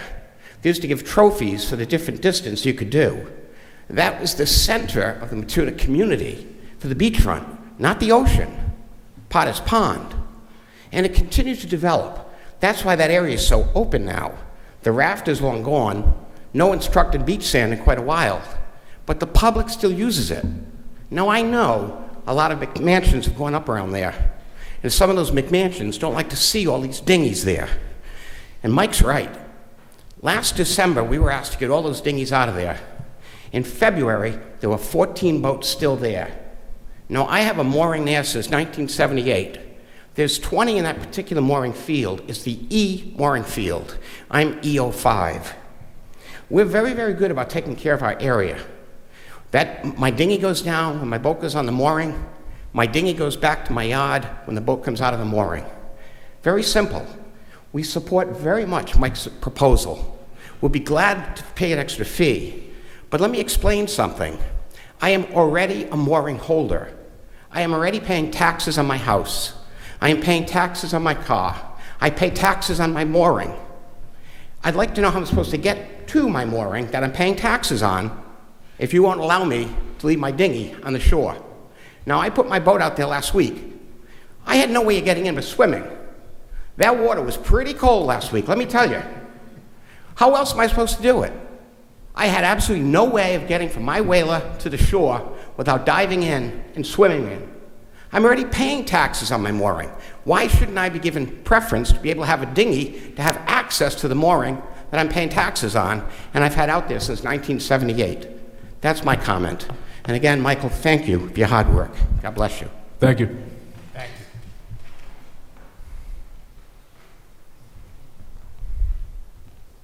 you. I know you heard enough of me already, but this is actually a subject that I originally, over 25 or 30 years ago, got involved in coming to meetings, and I have still stuff in my basement, big packets about public access.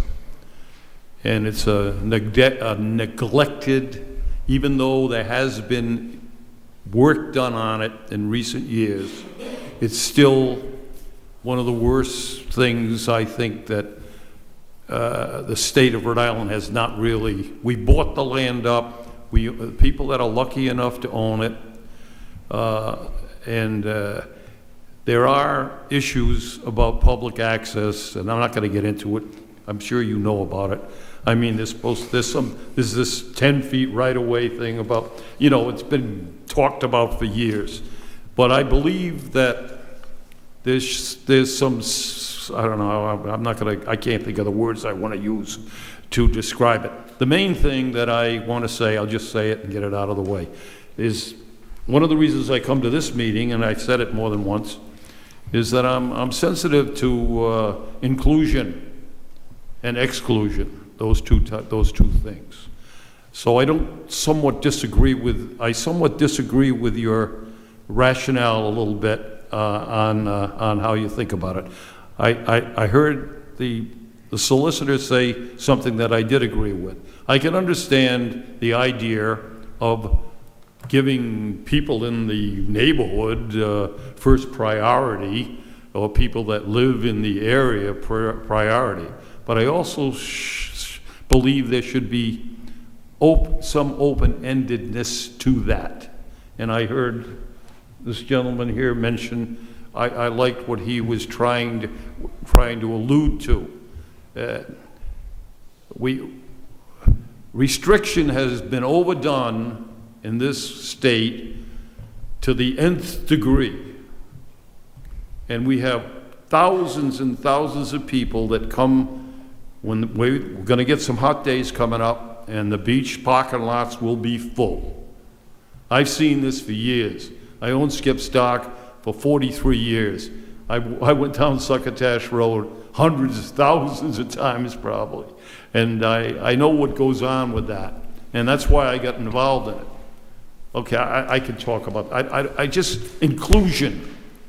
Have inclusion in this simplistic situation where you're trying to help a few people enjoy the water. Don't set up a situation where others are excluded. That's my plan. Thank you, Bob.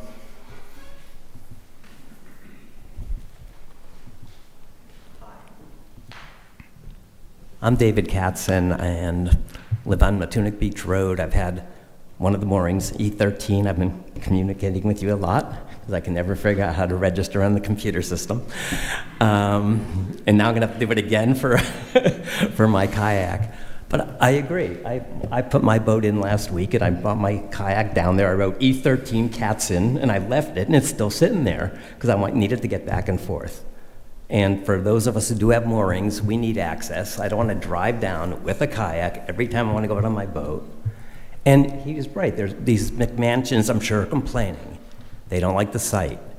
They're not going to like the sight of 20 cars lined up on that street instead of 4 or 5 every weekend, because that's what you're going to have.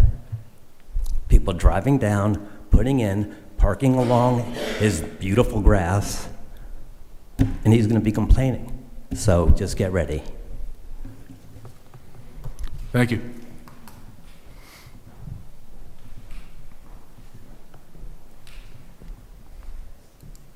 Hi, my name is Ray Dion. I live on Washington Street, and I am a mooring holder, and so I want to thank the Harbor Master and the Water Advisory Committee for doing the work they did. I didn't realize they'd gone this far, but 14 years ago when I drove by an eyesore of a house, which I wasn't going to buy, I went down to Lake Street. I drove down there, and the first thing I saw was a mooring field, Lake Spring, and it's something that I've always wanted to do, a recreational boat. I don't do much on golf, I don't do anything else, but I wanted to always put a boat in the water, and I couldn't afford to live on the water, so I bought the house. Immediately after I closed, I went to the town and asked, what about, how do I get a mooring? And I filled out a form, and at that time, there was a lot of abandoned moorings there. And a month later, they sent me a letter telling me that I got a mooring. So I paid for the mooring. I had to have it put in. It cost me like $800. And I didn't have a boat. So I ended up buying a boat, and then I had to get it insured, and I had to get it registered. And then I realized after that I had to get another boat to get to the boat. And so for the last 14 years, I've been rowing out to this boat. You know, I put my gear in it, I go out to it, I come to shore, pick up the grandkids. But there's times in the summer where I have been on my boat on a Saturday 3 times. And to be dragging a rowboat back and forth up the path into my pickup truck, it's not going to happen. Recently, I just downsized. I got rid of my heavy-duty rowing boat, and I got an inflatable, which weighs hardly anything. And I brought it down there, and when I'm done with it, I tie it up on the shoreline way off the path. It doesn't bother anyone. I actually have to walk into the water to get to my dinghy, which it keeps it away from everything else so no one punctures it. But so, you know, I feel like there's some hardship here. There's a lot of people that live in the neighborhood are not getting any older, younger. Myself, I've had to have my mooring moved once because of my condition, so I can walk down Lake Street and use it. So I don't have a lot of boating years left. But I really feel that it's going to be a lot of hardship for people. Not to mention if something is not passed, if this proposal is not moved forward with that, yeah, there will be a parking problem on there. And then what's going to happen? We'll have a meeting, and there'll be, you know, talk about putting no parking signs up.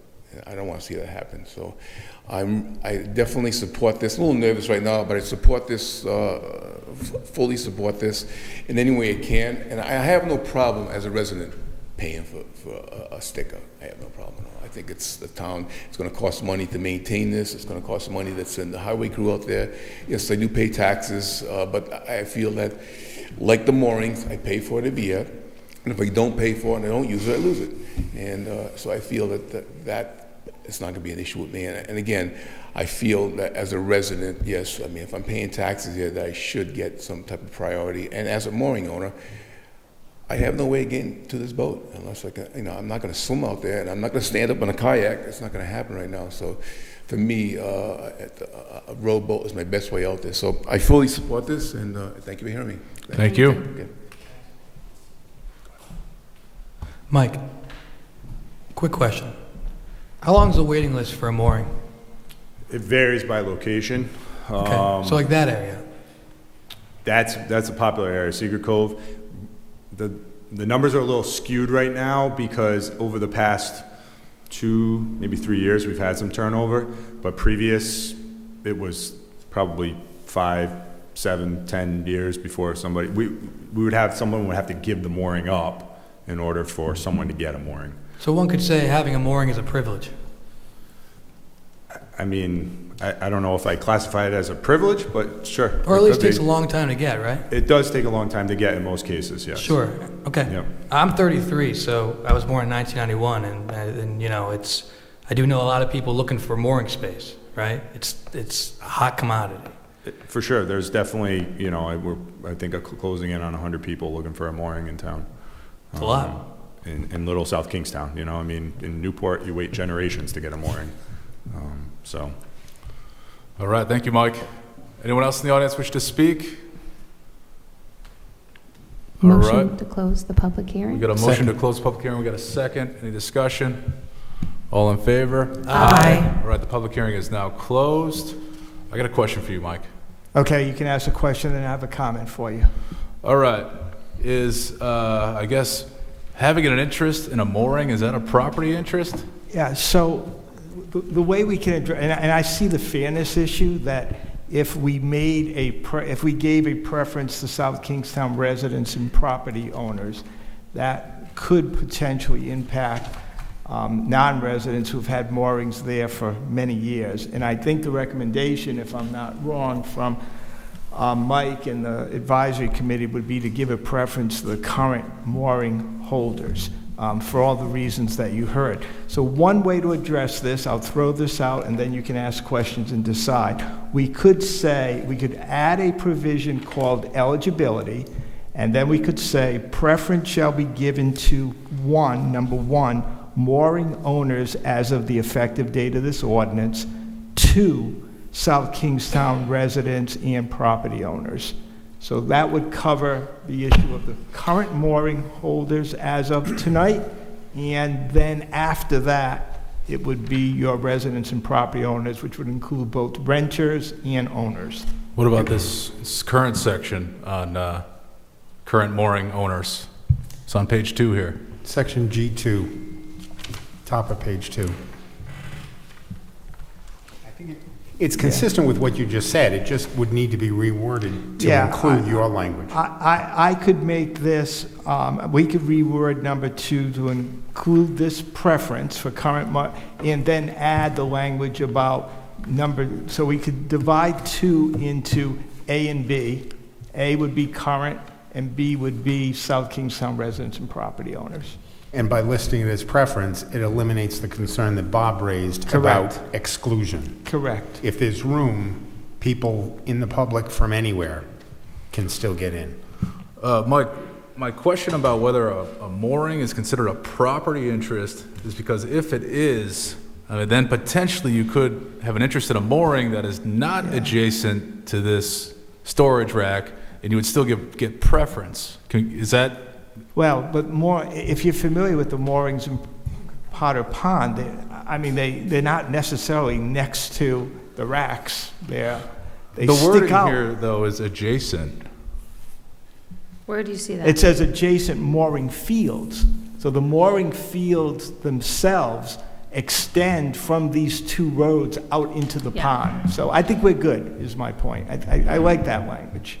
So the language is basically grandfathering in the current mooring holders. Right. And then having preference for South Kingstown residents, and taxpayers. Right, so what I would do there is under G2, I would change the title, and I'll work with Nicole on this if you are in agreement. I would retitle G2 to eligibility, and then I would make underneath that, A, current town mooring holder waitlist preference, B, town resident and property owner preference, and I would add the language that would say that assignments of storage permits by the harbor master will be in concurrence with the two preferences, A and B. Something along those lines. And I think the reference to adjacent mooring fields ties back into section B that specifically says Washington Street and Lake Avenue. Right.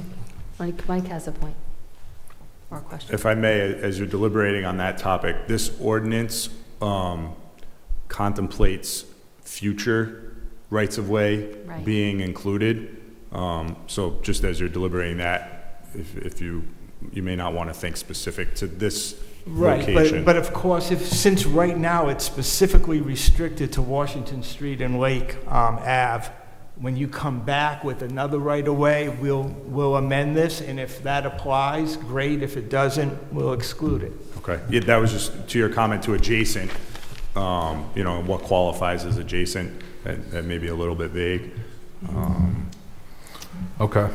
But it's qualified by section B. Correct. I think you're all set. Yep. So we're going to specifically reference those roads such that anytime we want to add a storage rack to another location, we have to amend this ordinance? That's right, because Section B specifically limits this to Washington Street and Lake Avenue rights-of-way. If we're going to add other rights-of-way, it'll be easy enough to amend it by adding names to Section B. And it's just another order of notice and a public hearing and an amendment. So That is correct.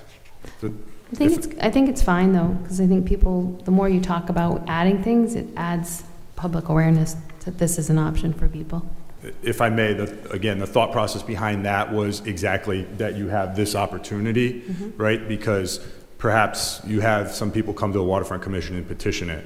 It goes to order of public notice, and maybe some local residents bring up a safety issue or a concern, or that the proposal maybe should be altered. And so it kind of gives you those opportunities and those checks and balances first to come to the Waterfront Commission, to be vetted and say, okay, we can do this here because the right-of-way is large enough to accommodate it, and then to you folks to say, yeah, this makes sense, or maybe it doesn't, or it needs to be revised or whatever. Yeah, it's very helpful for me to be able to hear all of the concerns, and certainly since I'm not a boater, it's it really educational as well. And certainly the last thing any of us wants to do is impose hardship on any of our local community that have been enjoying the waters for years. So thank you for explaining, about the mooring and having to row. I actually have done that. I should know that. My husband grew up on an island, so he would definitely tell me that. But so it sounds good to me. Thank you, Mike. Just one more clarifying point. When you folks talked about how the preference would work, is this going to be for when there's a vacancy, or are you saying every year? Because it sounded like there, if I understood, maybe one of you said that when a new year comes, if there was a resident that applied, would they then bump the non-resident? Some clarification on that. My understanding would be it's when a vacancy comes up, because we are going to grandfather in the current mooring holders. Then after that group, we're going to give preference to South Kingstown residents and taxpayers. But we're not going to bump people out. And this entire ordinance is written to talk about a wait list, so people can be put on the wait list, and then, as you just said, when a vacancy arises, that's how you'll give out the preferences. Okay. Yeah, it mirrors the mooring regulation. Right. When you were making the presentation, you had mentioned a lottery for open spaces. Initially. Initially, yes. right. My understanding was that once you're in, you're in. I was addressing Jay's point about vacancies, and just that. Okay. So I would assume this is going to continue year to year once somebody's got a slot, just like the moorings, unless they decide to vacate. Right, and if somebody vacates a mooring and it's assigned to a new person, currently there's no, unless you folks amend that, the current ordinance doesn't provide for the next applicant who receives that mooring to get a space to keep their boat. It's just open to the next person on the wait list. Yeah, So I that just want to makes clarify total that. sense. If you give up your mooring, that's open now. Correct. I just want to make sure that you folks are aware of that. So I think it would be helpful at the end of this season to come back maybe in October and just give us a 10-minute report about the successes, the challenges, what you think, and if there's any adjustments we need to make so that we can proactively head into the next season addressing whatever bumps in the road you found. Does that make sense? Yeah. It's hard to remember. All these people talk to us and then we're like, come back in the fall, come back, you know. Yeah. Mike Stack, I have another question here for you. As the ordinance is written, there's like an application to occupy, a storage space within the storage rack, and then how, like, once you get approved for that, do you have that until you give it up, or do you have to regularly apply to regularly? Correct. Be able to occupy it? Can you just walk us through that? Yeah, so we would structure it the exact same way the moorings are. So every year there's a mooring renewal period. We send out renewals with an invoice, and you have it by a certain date. In the moorings case, it's June 1st, that you have to renew your mooring by. And then, so you go in, you confirm that all your information is still accurate, the boat is the same, and you pay. So much like that, we would issue a renewal notice with an invoice in order to maintain that. So if you didn't renew it, you would lose it. Also, if you are not using it during the height of the season, much like the moorings, if it's vacant for more than 30 consecutive days, you would get a notice that you're going to lose that space, and then it would be forfeited to the next person on the wait list. Okay, that makes sense. Thank you. All right. Go ahead. The chair from the commission, Mike Sherry, brought up again, to emphasize that if the mooring is given up, the space, the rack space, is not also forfeited. And so you'll be back to what some of the members of the public have brought up, is how do I get out to my boat? So he just wanted me to bring that to your attention to contemplate, because currently, if you have a mooring and you give it up and then Mike gets the mooring, he doesn't get necessarily the open space if he's not next on the list on the rack, or if you don't give up the rack, then the rack would stay with the previous mooring holders. Is that an issue we foresee? I would think that the next mooring holder is going to have, concerns that some mooring holders have a rack space and some don't, but it goes back to the equitable distribution. Like if of you the give rack. up a mooring, are you likely to continue to maintain your spot in the storage rack? You may, if you live in the area. Maybe you're not boating, but you have a kayak or you have a small rowboat. The other issue would be if somebody else is next on the wait list who doesn't have a mooring, if there's not preference given to the mooring holder, then the other person would get the rack, and the new mooring holder, there wouldn't be a rack space available for them. Well, I think, so that's something that maybe could happen. You can't anticipate everything to put into the ordinance. I think common sense has to apply. If someone's going to give up their mooring, I'm sure you're going to have a conversation with them about the rack, and that'll just be done internally. Is the rack spacing, how many, stickers this season, how many stickers do you anticipate giving out? Is there a limit? I know you said Lake is much bigger, so what do you think? So I would anticipate probably this year, just because of the time of year and for the implementation, we would offer either what we think the area will accommodate when we build the rack, or at minimum, the people who have moorings in that area, with a notice that going forward, there'll be an open lottery. I see. I think, Mike, correct me if I'm wrong, the language that you talked about for section G2 would cover that situation anyway, because if you're already on the list and you already have a rack space, it doesn't matter anymore whether you've got a mooring or not. You've got rights in the rack space, so you won't automatically lose it. That's what you're trying to address? No, he's saying if you have a mooring, if I luck out and get a mooring, I might not get a rack space because you've given up your boat but not your rack. Right. I think we're overcomplicating it.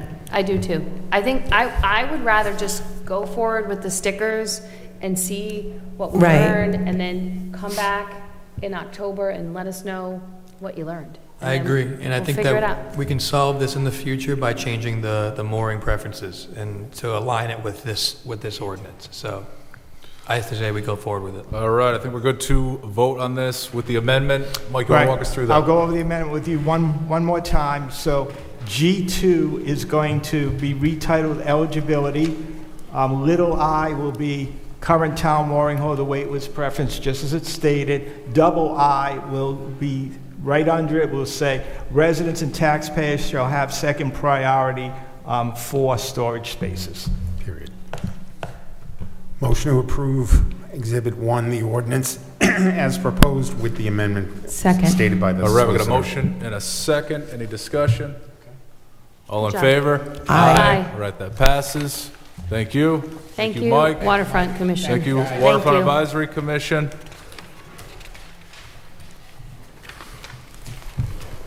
All right, that's now going to move us down to new business. Rich Bourbonnais, come on up. What about the coat? Oh, no. I'm on the wrong page.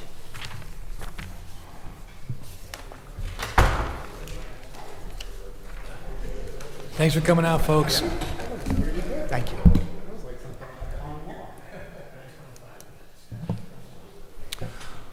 I have 4 items on here.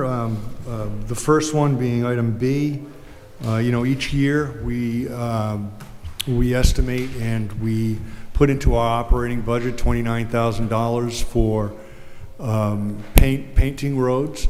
You approved a contract with a company called K5 back in September to put paint on our roads, the road striping. And it's a 2-year contract, so it's for this, in September it was approved for 24-25 and 25-26. Well, generally that contract includes a number of items, okay? It's for epoxy paint, waterborne paint, but for 4-inch stripe, 12-inch stripe, double yellow, all those things. It also includes an item for epoxy removal. And the reason why we have that item is because we cannot pave over or even or stone seal over epoxy paint. It doesn't take to it. It does to the waterborne, and that's the reason why we generally don't use epoxy anymore. We include it as a bid item because we go in as a partnership with other towns in the area, but we do not even use epoxy anymore. But the $29,000 is not enough to cover the removal of all the epoxy we need to remove for our upcoming items C and D, stone seal. So what I'm asking to do here is to make greater that contract with K5 for the year 24-25 to go to $71,000 and use the money that's available that's remaining from our salt account, because we didn't have a very difficult winter. And that's what the request is, to amend that contract. Don't jinx us. All right, any questions for Rich? Motion to approve item 11B. Second. All right, we got a motion and a second. Sorry for that excessive explanation, but... Wait, hold on, Rich, we got to vote on this. Oh, sorry. Any discussion? All in favor? Aye. Right, that passes. All right. If we can, maybe we can take the next 2 in blocks. Okay, so C and D, crack seal, stone seal, stone seal. So crack seal is filling in all the cracks. Stone seal is to, asphalt and stone the road. We do, each year we do, well, actually, every 2 years we put these contracts out. And what we do is we straddle the fiscal year. So we account for certain dollars in 24-25 and 25-26. And then we'll do, approximately $500,000 worth of work over the next few months. So this is an award of contract. The first crack seal to Seal Coating Incorporated, I believe that was item C. And the item D was to stone seal, to New England Asphalt. All right, any questions for Rich on these 2? Motion to approve item 11C and D. Second. All right, we got a motion and a second. Any discussion? All in favor? Aye. All right, that passes. We got one more, Rich. You're making this easy. So item E is another surplus property from offered by DOT. This, and if you remember, we had one up on Route 1 recently. That one was a little better than this one. This one's real bad, and it's, and what they've told me is that it's, it hasn't, it is, they considered it an unbuildable lot. It's even smaller than the other one. It was 80, this one's 8,700 square feet. It's literally on the ramp going up from the Wakefield ramp going northbound on Route 1. So, they offer, so the way it works is they offer to the original owner. They don't want it, they offer to us. If we don't want it, it goes to the abutters. The abutters have the opportunity to expand their properties. And then if they don't want it, then it goes out. I don't think we want it. Okay. I mean, I don't know what anybody else feels, if anybody had a chance to. It's a quarter-acre lot. You can't access it from off the highway, and I read your memo. You can't access it to the highway. No utilities. Maybe it's a silly question. Is there a worst-case scenario of us not buying it? Something could go there or anything? Well, so I can be greedy, and I look to, pump station, things like that, but there's really nothing for us. There's nothing from a utility standpoint for us. That would be the only thing I could see. But even then, I would still need easements. I would still need to either go through the highway or it still would be difficult. All right. We have a motion? A motion to put this on file, I guess, because we're not taking any action? We actually have to tell DOT we want it. We're So to not reject the offer. interested. The motion is to reject the offer. Thanks, Motion but to no reject- thanks. To reject the offer. Thank Second. you. All right, we got a motion and a second, a discussion. All in favor? Aye. Right, that passes. Thank you, Rich. Thank you. Brian Sylvia, come on up. The famous auditors.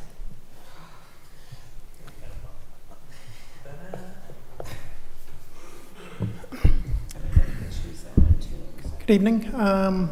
Before you this evening is the proposal or the recommendation for the town's next professional audit services contract.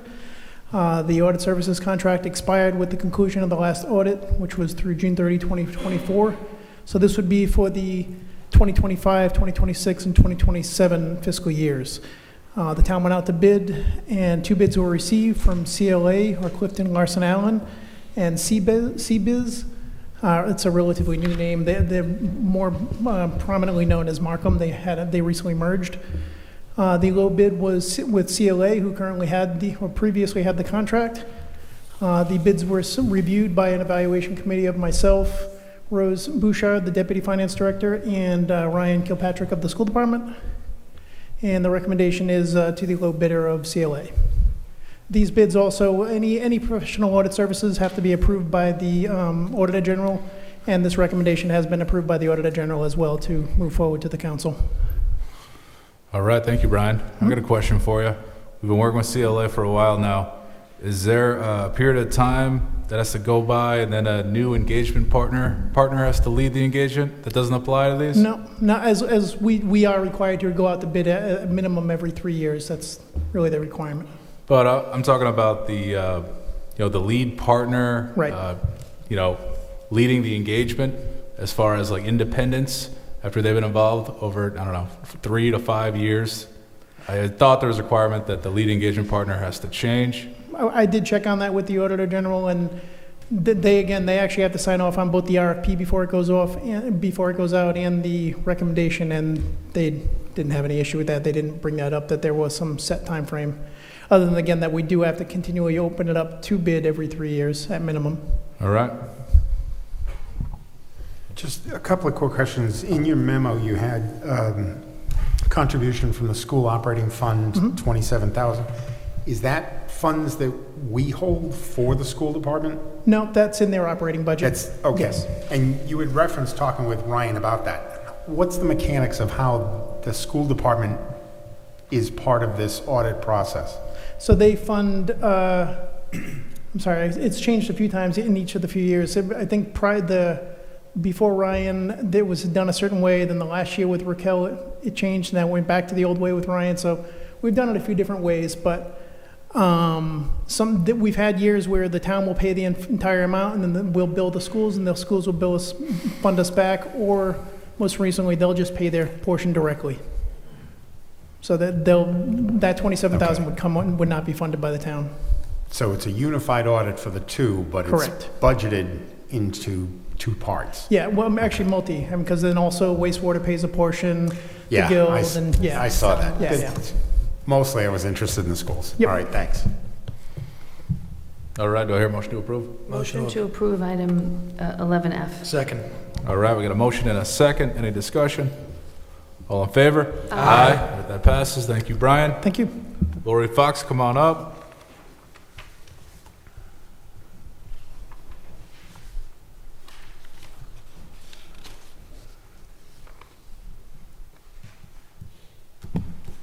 Good evening.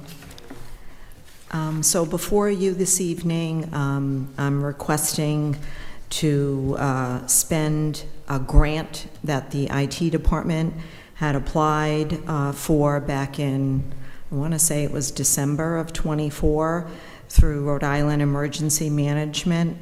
We were looking to improve our cybersecurity posture, and we requested to be funded for a security information and event management system, which basically will aggregate all of our security logs and data across our network and the police department's network. So in the event, knock on wood, of a cyber event, we would be able to have all that information in one place and be able to make decisions based on long-term storage of all of our logs and history across the network. So I'm asking that we award a contract to CDWG in the amount of $28,700.99, which would be fully funded by the grant. All right, thank you, Lori. Any questions? Just a simple question. So your grant was for more, but the bid is less, so we just don't take that 1,000 or so? Yeah, the cost came in less. Right, isn't that crazy? So. Okay, awesome. Motion to approve item 11G. Second. All right, we got a motion and a second. Any discussion? All in favor? Aye. All right, that passes. Thank you, Lori.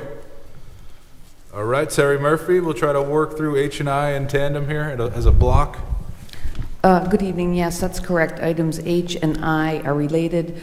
Item H is requesting the council's rescission of a bid originally awarded on November 12th for equipment for the rec center fitness room.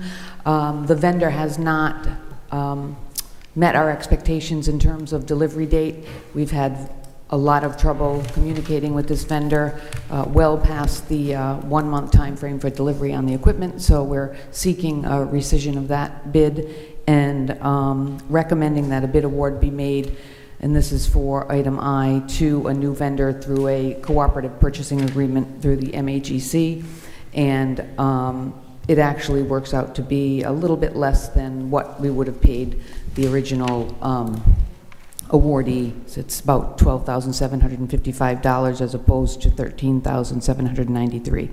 So that is what we are looking for. If you have any questions. Any questions? No. Motion to... I had a question. Go ahead. We couldn't find a Rhode Island company to buy from? We looked, well, we went out to bid originally, and we recommended the lowest bidder, and then we worked through the procurement administrator to use the cooperative purchasing agreement. So I can't tell you definitively that there isn't a Rhode Island vendor that could have potentially provided this, but the vendors under this MAGC contract, which Rhode Island does not have. Rhode Island only has State of Rhode Island MPA, master price agreements. This Massachusetts Higher Education Consortium allows for many more vendors to have contracts with them. So to answer your question, there could be a Rhode Island vendor out there, but we worked through this particular contract that already had contracts in place with vendors. So, and to be honest, FitTrax was also a New Hampshire vendor when we went out to bid originally. So, thank you for your diligence. And to be fair, Terry, your time is of the essence here because you're already scrambling to deal with the consequences of a vendor. that's correct. We who have didn't been come without through. a couple of pieces of equipment now because of this original vendor. All right, do we have a motion? Motion to approve H and I. Second. All right, we have a motion and a second. Any discussion? All in favor? Aye. All right, that passes. Thank you, Thank you. Terry. Luke Murray, come on up. We got 5 in a row for you. Oh, I thought you were going to say 5 minutes. 5 minutes in a row. That's all you get. That's it. 5 minutes in a row. That's okay, I shouldn't need more than that. So I do have 3 interrelated items to start with, all having to do with the Safe Streets for All program. So I'll give you a quick overview, then I'll turn it over to Eric Weiss from Bowman, who's going to go through the first item, and then we'll follow up on the next 2.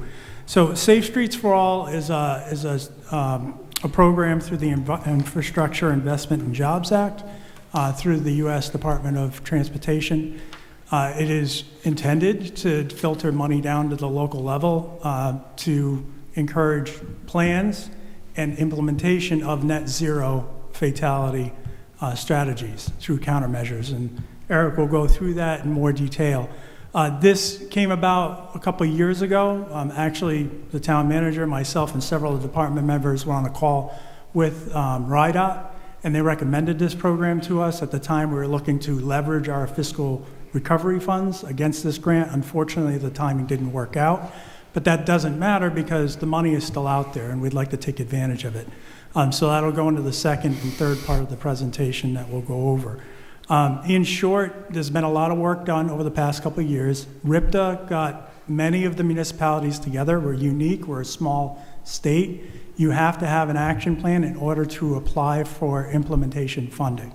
So it was important that all the communities that wanted to participate and go for this funding have that action plan. Instead of taking it one community at a time, the state came to the table and through RIPTA aggregated everybody and assigned consultants to various territories in the state.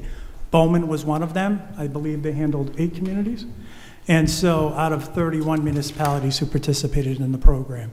So Eric's going to go over a little bit about what his efforts were about, and really what we're trying to get to is an adoption of the plan to start with, which would make us eligible for the implementation grants, which I'll go over next. Do you have any questions before Eric comes on? Okay, perfect. Eric, I'm going to set you up.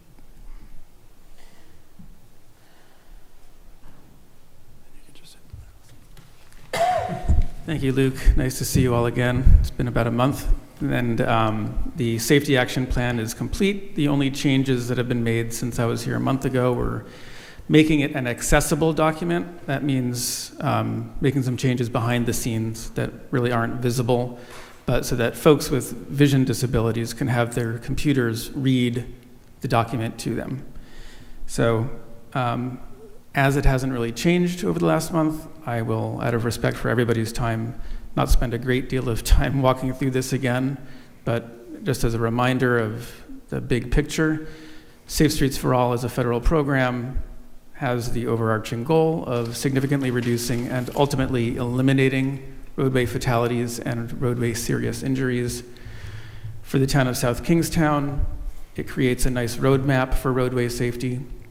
And as Luke mentioned, it makes the town eligible to apply for Safe Streets for All implementation funds. Everything is built off of the Safe Systems approach.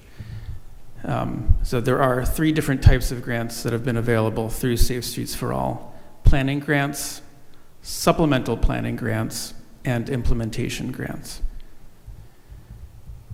The recommendations for moving towards Vision Zero are rooted in Federal Highway's proven safety countermeasures. And this is the exact same slide I showed you a month ago. Again, just a few examples of some low-cost interventions that can have real serious and important impacts on roadway safety. So the town of South Kingstown has now an opportunity to pursue implementation funds through Safe Streets for All. The Safe Streets Task Force that my team worked with has identified 2 of the locations that we worked on in the Safety Action Plan. both of which are on Main Street. The first is the intersection of Main Street and High Street, the other being Main Street from Cherry Lane to Wright Avenue. This, in my opinion, these are really good candidates for a couple of reasons. There is 3 reasons, I would say. They are prominent in the crash data. They scored high on the prioritization scale in our process. And the third piece being that there is a good opportunity for positive economic impact in making these improvements along Main Street. There's about $1.1 billion available in implementation grants for this year and next year, split in half. So a bit over $500 million available for each year. The window is open right now for about another month. And after next year's window, Safe Streets for All as a program sunsets. And I just want to give one more shout out to the task force here, who were really outstanding. Luke and Rich and Terry, all of whom have been up at this microphone today, as well as Jamie and a number of Jamie's staff, and Chief Moynihan and several others, really put in the work and made this an outstanding plan. So I'm sorry. All right. Great. Go ahead. So just to kind of circle back around to my last, when we last met here, just sort of looking at the new requirements under the new administration, I'm reading that, before the term underserved meant different things. And so now under the Trump administration, underserved is based on a single factor alone, and that is whether or not the census tract or community has had a poverty rate of 20% or more for 30 plus years. That's what I'm reading. And under that standard, I don't think that we would be eligible for this. And also reading again about the Secretary of Transportation's promise to favor communities with high marriage and birth rates. I just am concerned that we're kind of going to be out of the running for this before we even apply. And I'm reluctant to spend money with that. Assurances. Any response to that? Sure. I think those are reasonable concerns. And all of us who've been working on these plans, these 31 plans for Rhode Island, share those concerns. We, about 3 weeks ago, had a meeting with a ex-Federal Highway employee who had worked in the grants office and shared our concerns with her. And her advice was, because she knows the people that review all of these grant applications, was to avoid using certain terms. Don't refer to bicycles, but it's certainly fine to refer to accessibility for folks with physical disabilities, pedestrian advancements. But this administration is less interested in bicycle accommodations. And avoiding references to environmental justice, equity, DEI, things like that. Main Street, this stretch of Main Street not being in a high poverty district doesn't, in my reading, automatically mean that that will count against the project. There is, at a high level, at all federal agencies, new leadership and new opinions about what's important and what isn't. But the people that are actually reviewing these grant applications that come in to all the federal agencies are the same folks. They have to answer to new bosses, but the new bosses don't have the kind of time that it takes to actually review all of these applications. So, having heard that advice from this former federal highway staffer, we are moving forward on all of these plans for Rhode Island, all 31 of them for the municipalities, as well as the one statewide safety action plan, with her instruction, and trying to remain as optimistic as ever. Well, I just want to thank you for coming out tonight in the last meeting. You know, we've heard our constituents crying out for safer streets for pedestrians and bicyclists and motorists. You know, I'm supportive of this work, and kudos to Deputy Manager Murray and the task force. You know, I'm pro this. I just think that, in keeping in mind what you said, we got to X out bicyclists in our applications and add more. This is compliant to ADA, and hope for the best. And so I think this is a good idea. The application process, is it by town, or is it RIPTA in the state of Rhode Island? Each municipality will handle it independently. So the program that bought this safety action plan to the town of South Kingstown was via RIPTA. Okay. But RIPTA will not be submitting an application in this round for anything through Safe Streets for All.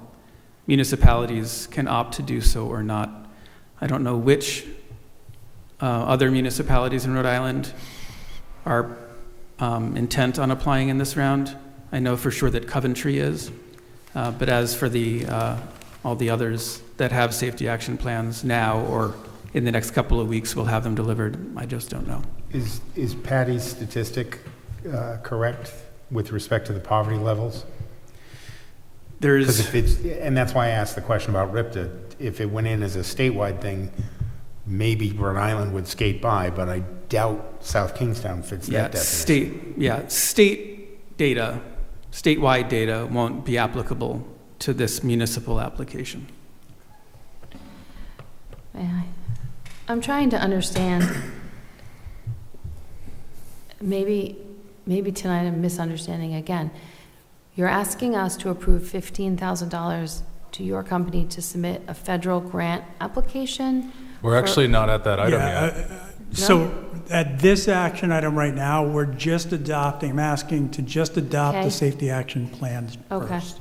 And then I don't think it's appropriate for Eric to speak to his own firm as far as a contract. I want to give the Okay, overview on that. so I thought we were on, well, Patty, I'm sorry. it's okay. I thought we were on I'm just trying to K. understand what the ask is. So we've already contracted with you to develop the plan with the task force, correct? This was, Or specifically RIPTA contracted with us. okay. But if we want to apply for the grants, we have to adopt this plan. It's like a prerequisite to get any grant funding. Okay. Through the Safe Streets for All program, the town is only eligible to apply if it has an adopted safety action plan. Motion to approve item 11J. All right, we got a motion. I'll second it. Any discussion? Go ahead. Yes. Jim, a couple of years ago, we had a lot of interest from the BPAC committee about doing certain things. I just want to make sure I've connected the two. This was the program that Rich presented as an alternative? It's not the exact program. This is really, we've had several programs that we've initiated.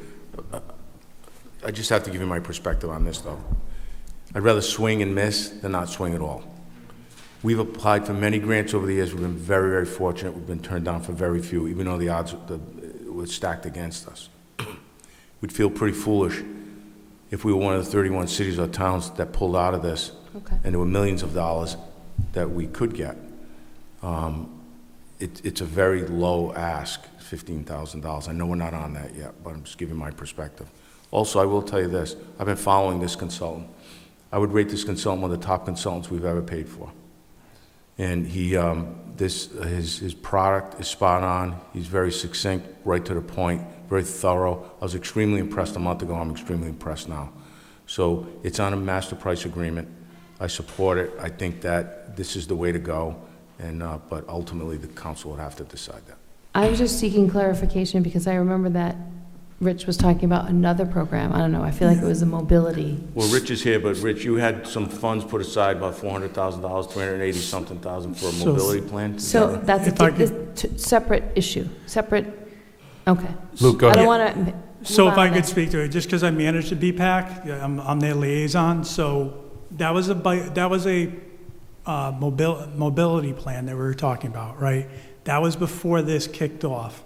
So what I had recommended to the BPAC is, at the same time that RIPTA initiated this plan, I said, before we spend town money, let's hit the pause button and let's see what comes out of the SS4A plan, because we might be duplicating efforts. Now that this is done, that money is still there. It was bonded money. It was for bike ped type elements. It could also be used for more implementation type elements. But we may reinitiate portion of it because Councilman Wedgemont also, and the council, referred another initiative down to the group. So we're considering potentially coming back with an ask for that money for a plan more targeted towards, the mobility going down south to the town beach and that effort. Okay, we can vote. Appreciate it. All right, there is a motion and a second. Any more discussion? Go ahead. I want to just follow up on that so that I understand a little better. I was wondering how developing this plan relates to Jay's initiative. What do you see, either of you, what do you see longer term from this? So Eric can speak more to it, but these were targeted more towards specific countermeasures based on specific data, right? So crashes happened. How do we prevent those crashes in the future? In those specific areas. Correct. So this is more targeted implementation, physical things that we put in at low cost, high cost to prevent those accidents. The other plan is more of initiative, right? How do we get people to where we want them to go? How do we reduce barriers? And I think that's a separate, somewhat related plan, but I think it is a separate plan. But you'll wind up with a better integration if you have this first. Oh, absolutely. Knowing from that what you can do with his. Correct. Okay. All right, we have a motion and a second. Any further discussion? All in favor? Aye. All right, that passes. Now we're on to the next item. You gave a pretty good endorsement over here. I don't know if you say anything, it could go down from there. Yeah, I don't know if we need that, but. So the brief is that we have a short window, right? We have a month left. We don't have the internal staff knowledge and sort of the capability to pull this all together. We will have staff, including myself, helping, right, pull letters of support, working to get RIDOT support, things like that. However, Bowman would be extremely helpful in creating that and preparing that application. You saw the knowledge that Eric has just, conveyed, and you see his work on display. So I think it would be a big value add. To Jim's point, I think taking a swing at this for that low a cost for potentially millions, in my opinion, would be also a worthy effort. All right, any thoughts? Motion, anything? Motion to approve item 11K. Second. We have a motion and a second. Any discussion? I'm going to listen to the experts on this and vote to approve. All right, all in favor? Aye. All right, that passes. Now we have another item. Can you explain to us what this last item relates to? Sure, it's the same, relates to the same thing, but while we were here and talking about this issue, I felt it prudent to bring this to the council. Is at some point we were going to want a letter of endorsement for the grant that I've just asked funds to write. So instead of delaying this another couple of weeks and coming to you, I thought tonight was appropriate. All we're looking for is a broad endorsement. What this resolution says is we endorse this effort and this application. We haven't assigned a dollar amount. There is a 20% match. However, as with all grants, you'll have an opportunity before you accept any contract to review it and determine, do we want to go down this road? I don't have an estimate yet on what we're going to be looking at. That's why, again, Bowman is critical because they have traffic engineers. They can give us a magnitude of cost. Unlikely we're going to be going for $25 million, which is the maximum, but we have to settle on a number. we'll go in with that number, eyes wide open. These things take time. So it may be that we come and we say, hey, we were awarded, I'm picking a number, $10 million. We have a 20% match. How do we get that match? And we'll have to look at a variety of ways at that time, and we'll come with a recommendation. But to the point, all I'm asking for here is just a broad endorsement of the future application that we're preparing. And the time is ticking. And the time is definitely ticking. Motion to approve item 11L. Second. All right, we got a motion and a second. Any discussion? Go get us those millions.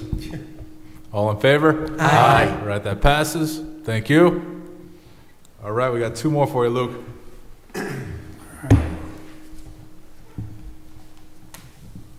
So the next one is related to the Human Service and Outside Agency Programs. So last year in the fiscal year 25 budget, you allocated approximately $182,000 to various organizations. One of those organizations is the Veterans of Foreign Wars, Post 916, which typically gets funding in two categories. One is celebrations, which goes towards running the Memorial Day Parade and the Veterans Day Parade. Then they typically get an allocation outside of that for general operations, etc. Tiger Patrick, who you all know well, came to me earlier in the year and said, hey, you know, it's becoming more burdensome, more costly to run these parades. And so is there any way that we could get additional funding? At that time, I had spoken with Terry Murphy, because she's also involved in these parades, and confirmed, yes, these parades are costing more, and the burden is primarily on the VFW to run them, to finance them.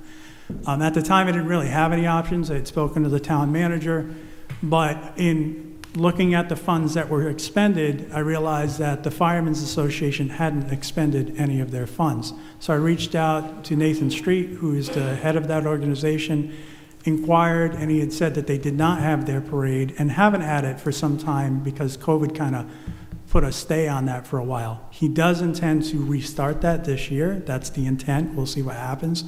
But in the meantime, the money is not going to be used. It's either going to drop the fund balance at the end of the year or it gets used. It's approximately $2,300, and given Tiger Patrick's request, I wanted to bring this to the council for consideration. Obviously, you have full control of those funds, so you can approve or not approve, but it seemed like a reasonable thing to bring forward. All right, thank you, Luke. I think Tiger does a great job, if you were there. Absolutely. Motion to approve item 11M. We got a motion. Second. Any discussion? So what is the $2,333 going to? So generally, the parade's for the upcoming year, so it'll be the next Veterans Day Parade, because obviously yesterday was already the Memorial Day, but it'll go forward. So we cut a check. On this program, we require them to fill out an attestation. You will use the money for its intended purpose with audit capability, so it can be used for the next parades coming up to help supplement whatever funding they've already been allocated in FY26. Thanks, Luke. All right, we have motion and a second. Any further discussion?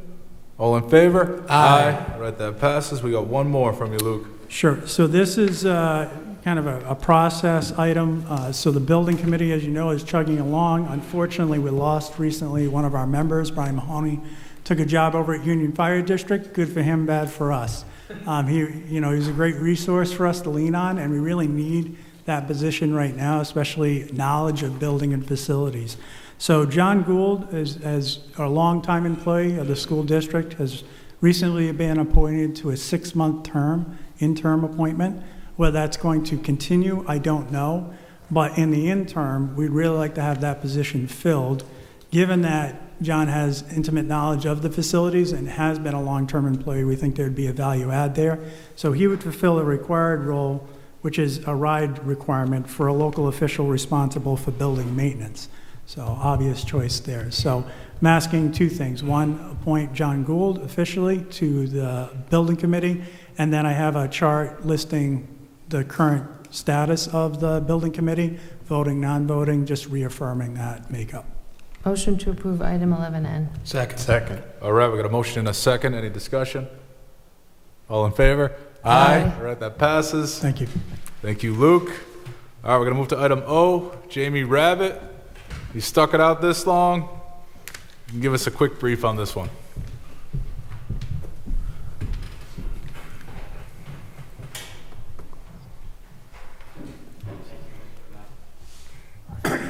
Thank you, Mr. McEntee. I want to say my request is relatively simple tonight compared to the other agenda items you've been dealing with. We're moving slowly but surely forward with our hazardous mitigation plan. One of our next steps is to have the council authorize a public hearing notice. We'll work with our consultant on available times as well as the town manager on next best place in your agenda. Will probably be 4 weeks out or so. We're asking for a motion to give that authorization for our department to work with the town manager and Nicole on setting up the public hearing for the adoption of the plan. Motion to approve item 11O. Second. All right, we got a motion and a second. Any discussion? Just a quick question. Aside from the order of notice itself, I noticed that the draft plan is 213 pages. How is it being put out to the public in the meantime? We have a 30-day public kind of notice time frame we have to do. I have press releases and newspaper leads from the consultant that we'll be pushing out. Thank you. All right. All in favor? Aye. All right, that passes. Thank you, Jamie. It's going to bring us back to public comments. If there's anyone in the audience who hasn't had a chance to speak but wishes to, I invite you to come up now. We just ask you to introduce yourself. We're going to limit you to 5 minutes. All right, seeing now, we're going to move on to the town manager's report. Jim? There's item 13B is one of the items, but before we get to that, there's 2 other items that came to my attention today, very quick, and I'll just go over those before we go to 13B. So the bond rating came back from Moody's today, and it's very positive news. We've maintained our AA1 status, which is only we're one of 5 in the state that has that high status.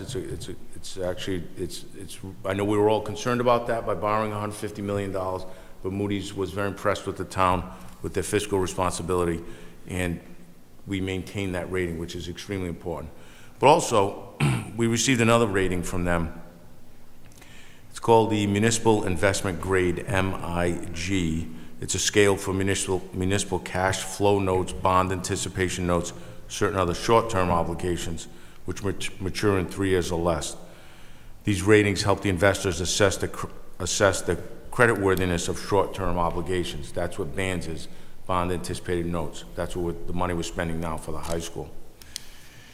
So South Kingston rating, there's 4 levels: MIG 1, which is the highest, 2, 3, or 4.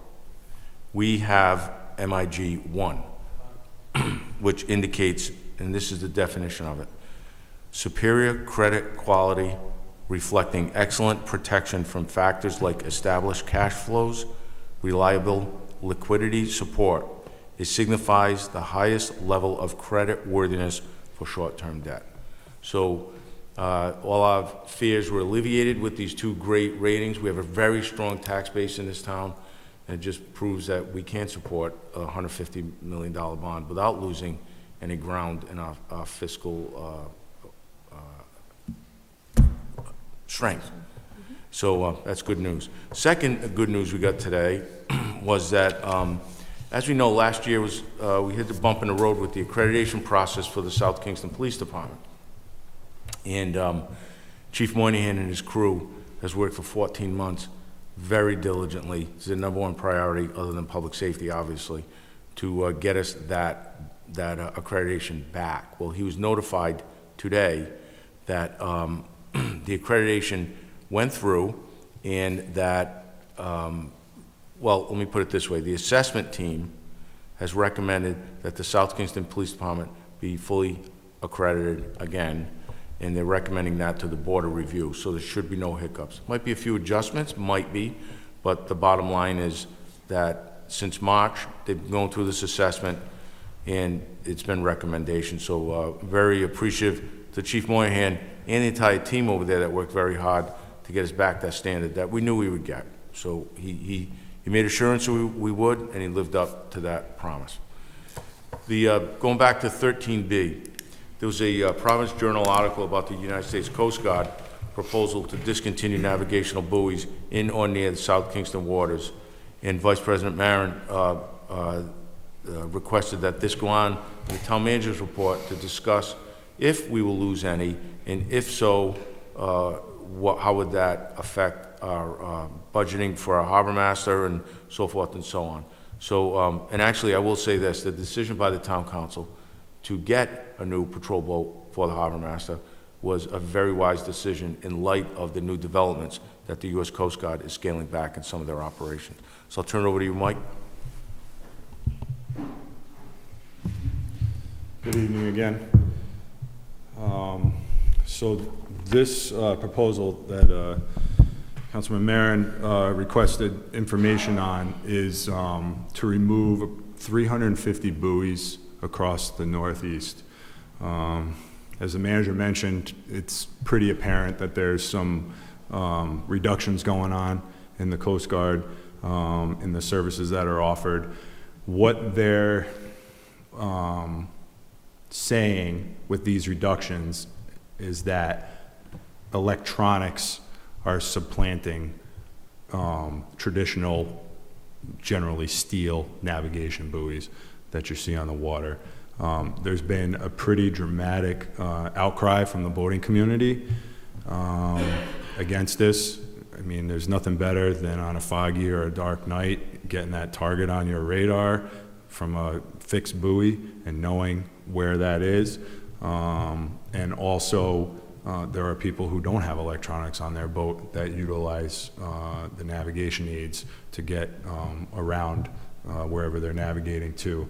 So while I understand the thought process, I don't know necessarily that it translates well to all boaters. Specifically, this, you know, I can zoom out. This is showing these are all the proposed buoys. You see, as we get further out, it's kind of tough to see what's going on. But this is what they're looking to remove from the Northeast, and they're seeking public comment now until June 13th.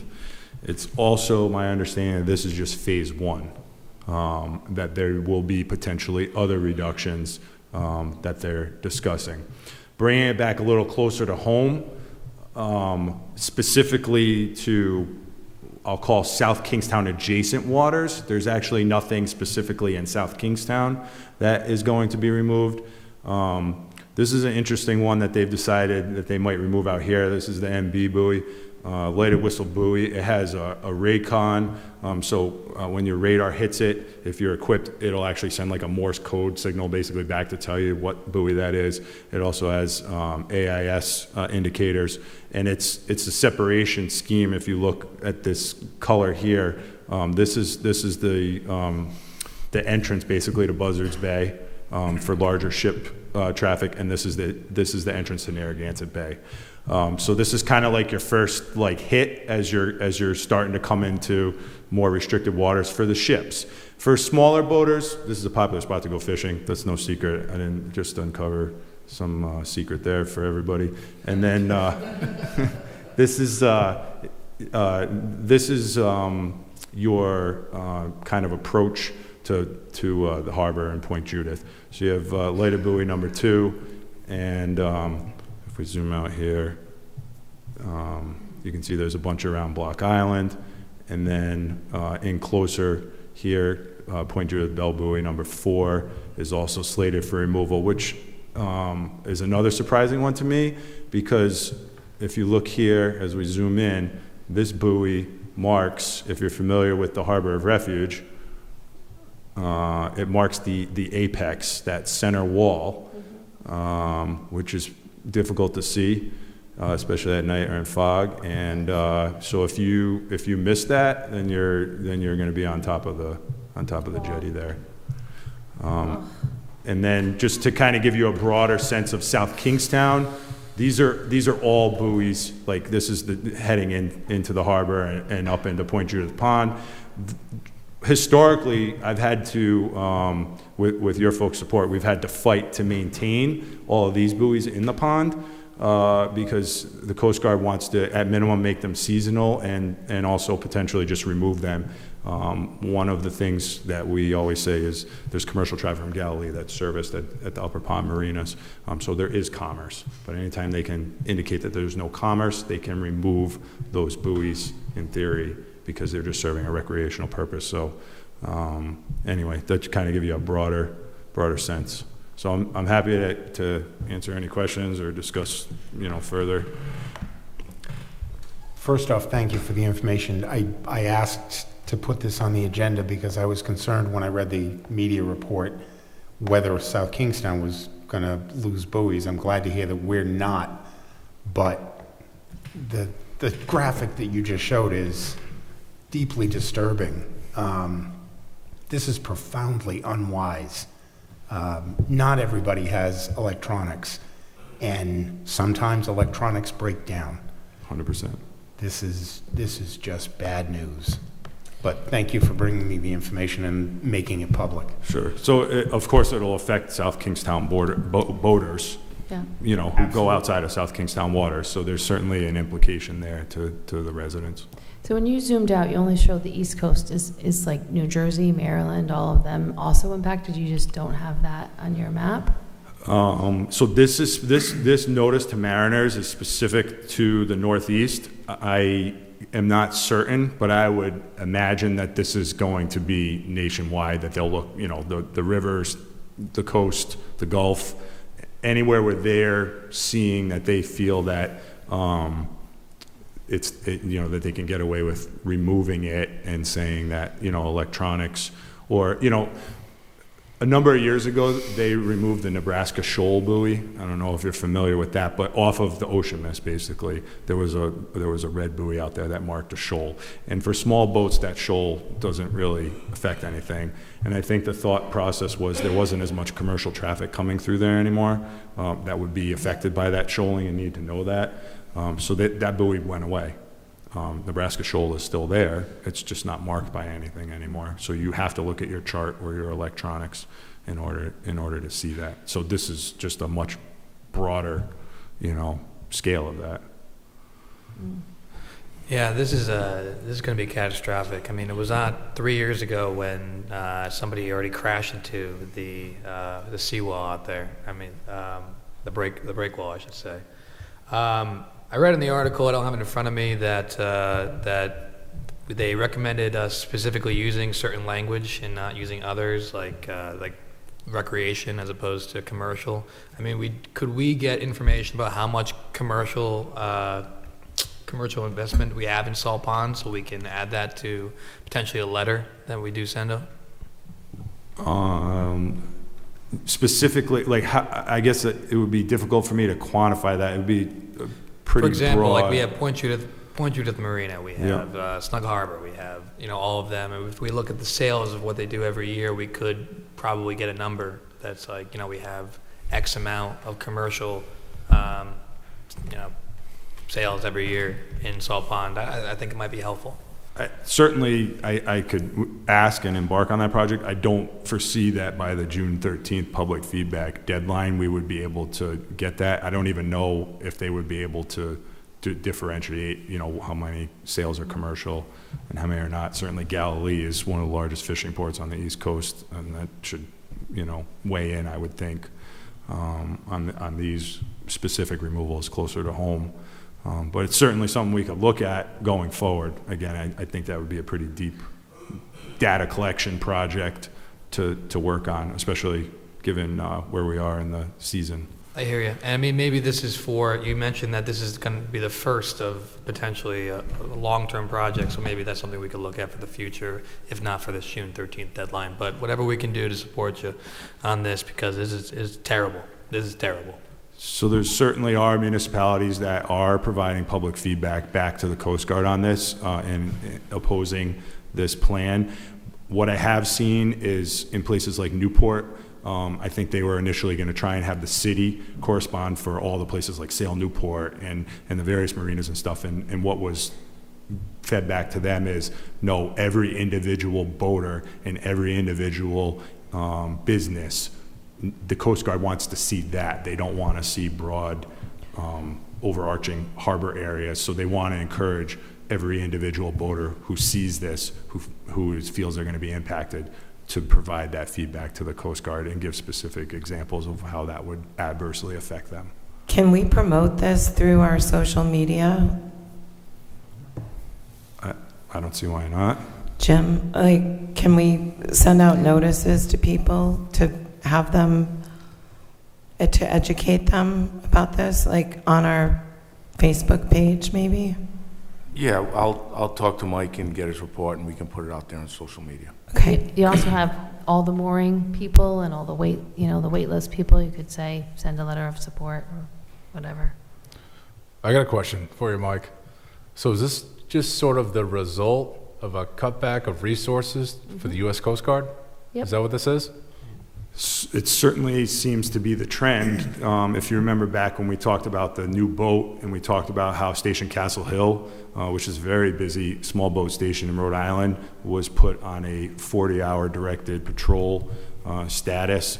Talked about places like the Cape Cod Canal. They're closing up that station. They're putting them on restricted duty. So, you know, there was a recent, I guess, plan, directive. I'm at a loss for the exact word that they called it, framework for the Coast Guard that was just released, I think, for 2028, modernization and new vessels and things of that nature. That was just released. I haven't looked at it. I don't know the specific details to that, but there is some transition change plan going on there. There was a public announcement a couple of months ago that basically suggested they're going to be cutting back services and stations up and down the East Coast. Mike Ursillo, is this like a rulemaking which requires like a comment type thing, which is why the U.S. Coast Guard would encourage every individual boater to voice opposition such that the agency would have to respond to every comment and essentially stall this up? I'm sure there's a requirement that they had to give public notice about this, which is why it came out in the paper, and there's a deadline for comments, et cetera. I agree with the comments that Mike has made that the more individuals and organizations, et cetera, that write the Coast Guard to tell them how this is going to be a danger to public health, safety, et cetera, that'll help. Whether or not they'll listen or they have the resources to reverse any of this, God only knows. So I guess my question is this like an Administrative Procedures Act type thing? I honestly don't. I'm not familiar. I'm sorry, Rory. Mr. President, just one thing I want to say about the Coast Guard. 20 years ago, they came under the Department of Homeland Security, and that changed everything. So it's not like they're not doing their job or they're just cutting without giving it too much thought. I have to defend them a little. They're in counterterrorism a lot now.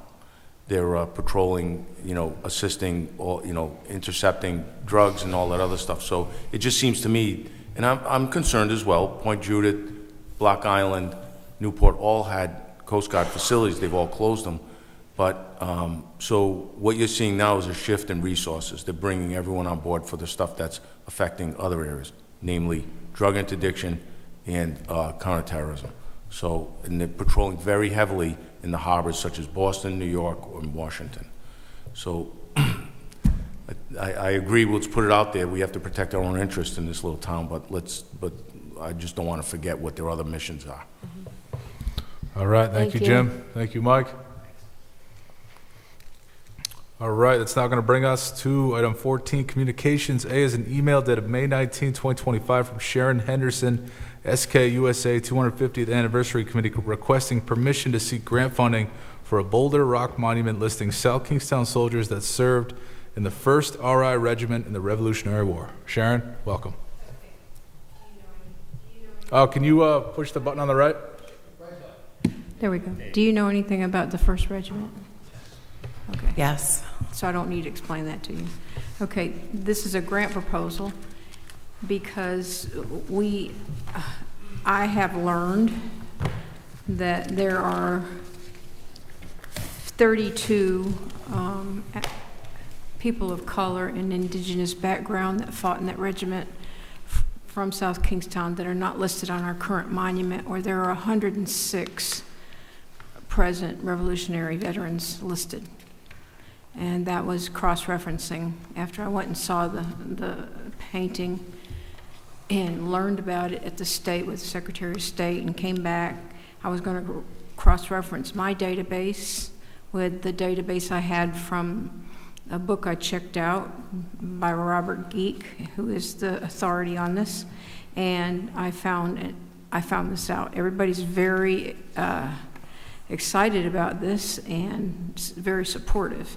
I tried to provide a packet so you could kind of, I got it at the last minute, but the proposal was a rock. Now it's turned into a little monument. And Teresa Tansey, Representative Tansey, when I spoke to her, she said she would definitely probably be able to get him a grant. And the only thing, I have to have permission from you to get the grant. And so she's waiting, it's written, and when the town council says go ahead, she will apply for that. Also, I saw Secretary of State Amori, and he said that he was very interested in this, and he provided me, and I give you the email with 5 grants that his staff will help write. Everybody feels really good about this. It will cost this town nothing except give it something that we don't have. The monument that exists right now that doesn't have all this, I gave you a photograph of, and on the top, the inscription is written across the top there that's on that monument that sits at Hazard School, and also the description from the 1980 National Register of Historic Places of what that is right there. So when I was at the HTC Council, I brought it to their attention also, and their thoughts were, could we just put another plaque or bronze on this? No, you cannot. A conservator from Boston came and said, no, it's already starting in disrepair again. Okay, so it's put a baby one, or a smaller one beside it with these 32 names engraved. And I would answer any questions you have. Does that sound clear? Thank you, Sharon. Go ahead. Sharon, thank you so much for all of the effort that you've put into this. It's been so interesting to look at the names of our enslaved and indigenous people who served. And on the front of your page, it says, "Brave men as ever fought." And I think it would be wonderful for us to get the names on, and you bring great deal of honor and good things to our town. So I want to thank you for that, and I want to fully empower you to apply for the grants as you wish, and have the support system to help you to achieve. Thank you. There was one question about the validity of the people. And so that's why I had these 2 people are working with me very closely. These 2 authors, there's 3 actually, and there's a Native person who is also involved in this. And I wanted to let you know that those 32 forgotten patriots have been thoroughly researched by historians Robert Geek, Christian McBurney, and Lauren Spears, who is she's with the Tomahawk Museum, with the support of the Rhode Island State Archives, the Rhode Island Historical Society, the National Archives, libraries, descendants, and the list was sent to me with references. Robert Geek, he is the foremost authority on the first Rhode Island, and he confirms its accuracy. I am a liaison with the Library of Congress. This is also vetted with the National Register of Historic Places, and also, not them, the National Archives, I apologize. So this is quality work. You will not have to worry about whether these people did or didn't. There may be some more names. I don't know. And also, that's all I have to say about that. When you look at these names, these are names from our town. These are names of these are like these people, we recognize their last names, And that's my second question. If you approve this, if you approve it, I'd like to get your approval. And I also have a request for, you guys have closed up the 250. to 250. And I have a request, I have a person from that group who I would like to co-chair with me and work on this very hard, because it's going to be a big deal. I think it's almost going to go national, what we're doing here. And so I need the help, and I would love to have that person help me, because they have the in with this community that you read about at the beginning of your meeting, and the inclusion. So if you could open that up to allow one more person to come in. Right now there's 13 at our meetings. The most that have ever showed up is 5, but I believe they're waiting until we get things more done so they can volunteer. So I don't think it'll burden the committee whatsoever. I would like you to have the help that you need. We could probably make that appointment tonight, right? We could add another member to the 250th committee? No, that is clearly not on the agenda. You can certainly do it at It's the on next the meeting. agenda to appoint persons to commissions and boards. Why couldn't we take the action to appoint a member to the 250th committee? You know, it is general. Yeah, sure, why not? I had a question. Sharon, just to echo Councilwoman Alley, you do so much good work for South Kingstown. I could go on and on, but it's 10:30 at night, so I won't. You said that you're applying for a grant, or you're seeking to apply for a grant with legislator Tanzi. Would this be a legislative grant that Yes. you're looking at? And then a grant with the Secretary of State's office? Well, there's 5 grants that he wants me to apply for, and his office will help me apply for them. You have a copy of my letter and those grants. Okay, great. Okay, and So So I'm supportive of this, and yeah. I am too. I just was curious. Are you seeking a match from the council, or you're just seeking, like, can I go and try to get some money? no money free, no matching anything. It's just a freebie. But I can't just go and say, I know. So this seems fabulous, because I think all of us agree that they are not recognized and not seen, and to recognize the diversity of the service of the men is also important to all of us. So let's just move this along and give Sharon what she needs. Do we need a motion? How does that go? Yeah, she's asking for a motion. Motion to give permission to Sharon Henderson to seek a grant funding for the Boulder Rock Monument listing South Kingstown soldiers that served in the 1st Rhode Island Regiment. Hold on. No. it's not a Boulder Rock. That was when I first made this, and it's changed to a Monument. Yeah, monument. So just, Okay, requesting permission to seek grant funding for a monument listing South Kingstown soldiers that served in the 1st Rhode Island Regiment of the Revolutionary War. Second. All right, I've got a motion and a second. Any discussion? Go ahead. Question, on behalf of the 250th committee, Yes.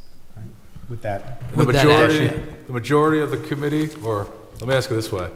Was there a motion taken at a meeting of the committee members whereby they supported this? And I shared that we were going to do that. I don't know. I don't know if we did a motion. Terry was there. Is she Well, there? anyway, the majority of them that was present at the meeting Yes. where you talked about it Yes. indicated they were in support of it? Yes. They Great. didn't know if we could do it or not, but, or if it was authentic. All right, so I guess mechanically speaking here, Yeah, I'm fine with the resolution as read by the 250th committee. They're just seeking a grant. It's fine. I do want to go back to the appointment issue when you're ready. okay. Any other discussion on this? No. All right, we have motion second. All in favor? Aye. All right, thank you, Sharon. You're welcome. And we need that name, but let's hear from her. Carol Stedman. Oh, Carol's wonderful. The clerk is going to need an application like we normally get. And the other thing is, I'm realizing you did set the limit at 13. You'd really need to officially reopen that limit to do this right. So my suggestion is have Carol begin working with you, but on June 9th, we'll put this on the agenda to expand the committee and add her. And by then, she'll have her application in. All right. Can I say something about that? That's what we had intended to do. I told her to fill out a grant, fill out an application, and then when I went in myself, it failed. It was closed, and I've learned that in a very positive way. And so that's when I saw this and wondered if I found that the procedure was you had to reopen it, and that's where we are. So tell her to put in an application so it's here for June 9th when they can vote on reopening and adding. Is that application process open Yeah. online? It's a generic form. It's just a so- No, form. it was online. Not for the 250th, there was a separate, online forum. So we'd have to see if Terry would be able to reopen that so that they can submit it that way. All right. Awesome. That's a Thank you, technical- Sharon. Thank you, Sharon. Thank you, Sharon. Thank you. I have, if you want to, I can hand it to you, but just, I ran home and I had the proposal and I had to get that to her. I have the total and what it looks like if you want to see it. Sure. Can We'll I bring take it up? Yeah. Okay. That's why you were leaving when I was arriving, Sharon? She had just That's- delivered, but. Yeah, and then she was getting in her car and I was confused. Oh, That's all right. We can get it. thank you, Sharon. Oh, and I did bring it before the HD council and they. Excellent. This is very impressive, Sharon. I've been working hard for 2 weeks, day and night. Not bad We are lucky. for righting an historic wrong. That's pretty We're good. lucky. All right. We're now going to move on to communication item 14B, an email dated May 16, 2025 from Megan Sparks tendering a resignation from the Affordable Housing Collaborative Committee, effective immediately. Megan is here. Is Megan Sparks in attendance tonight? I saw her earlier. She had to leave her at that meeting. Okay.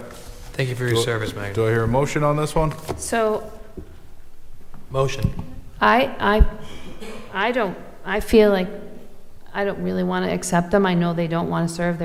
There's a lot of issues, but I feel like I still would like both of them to figure out a way to serve. I know Bethany's here, and I just feel like just because you have a different opinion or whatever, I feel like they should participate, even if it's, I don't know. I just feel I will accept them, but I don't like the fact that they've resigned because they have good ideas, and even if they're not the ideas that we adopt, we still cannot turn away other voices, or different opinions, but it is what it is, I guess. Someone else can motion to accept them. Thank you for your service, Megan. Motion to accept her resignation. Second. All right, we got a motion and a second. Any discussion? All in favor? Aye. No. Passes. Vote no. That passes 4-1. No, yeah, because I want to make a statement about service. I would like to see if Bethany has a All right, let statement. me ask you that question, Mike. Council member could take a position that they do not accept the resignation from a member of a board or commission. Yes, they can. Okay? And if a majority of the council takes that position, said person cannot resign? It's fine. It means that the position, that person will simply not show up anymore. That's all it would mean. Okay. All right, it's going to move us to item 14C, an email dated May 16, 2025 from Bethany Sorrentino tendering her resignation from the Affordable Housing Collaborative Committee effective immediately. Bethany is in attendance tonight. If you wish to come up and speak.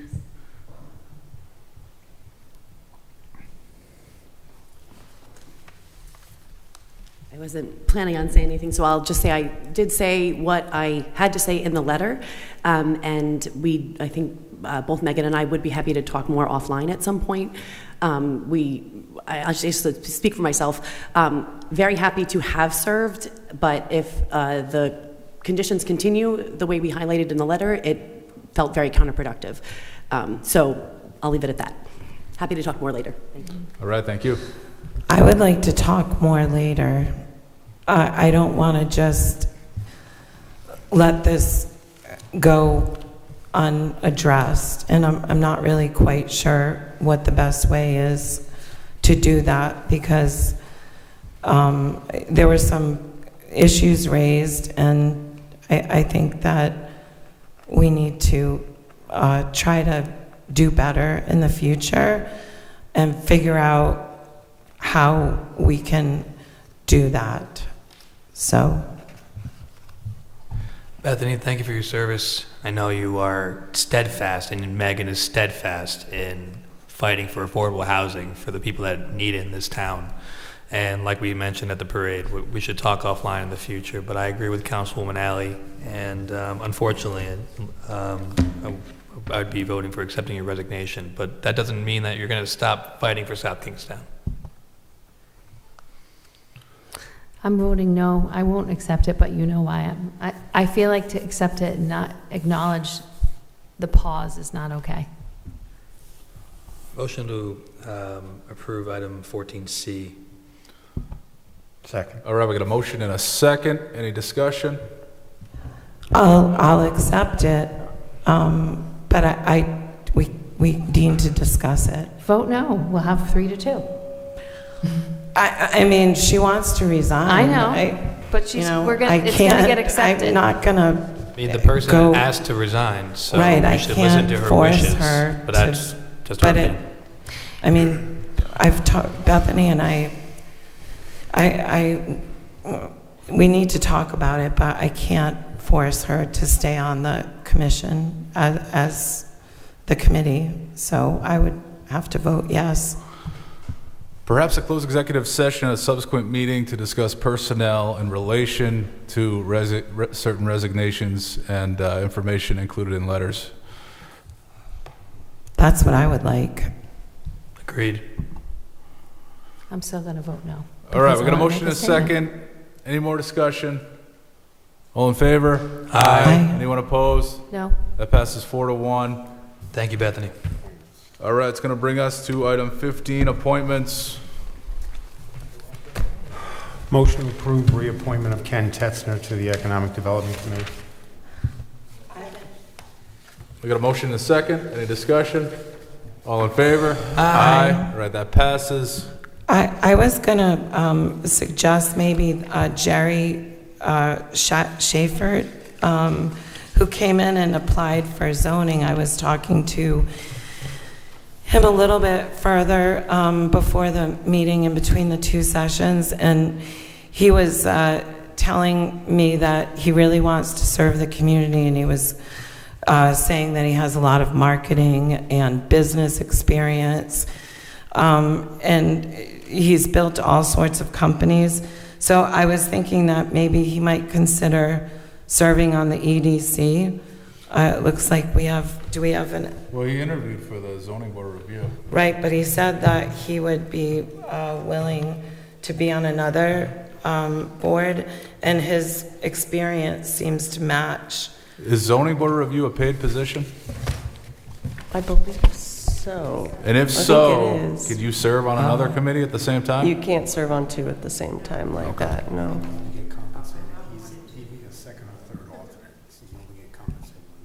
Would we have to re-interview him for the EDC, I assume? You wouldn't have to re-interview. I would like maybe for him to just kind of add on to his application if he's interested in both. I would like to get confirmation from him that he's interested in EDC. Is that acceptable? Question. His expression of interest in the EDC was after or before his It interview? was after his interview, and he just said that he really just wanted to serve the town, and he just saw that on Patch, but he was open to serving on other committees. And when I asked him further about his experience to see if he, what kind of experience he had, and the man has been in business, he's created multiple companies, he does consulting with international companies. He has a very strong foundation in business, it sounds like. All right, maybe we could send him an email asking him what his Exactly. preference is. And he can email, and you can share that email with us. We appoint him to the right place. And we had one more interview tonight. Motion to approve Patrick Quinn to the Sustainability Committee. Second. All right, we got a motion and a second. Any discussion? All in favor? Aye. All right, that passes.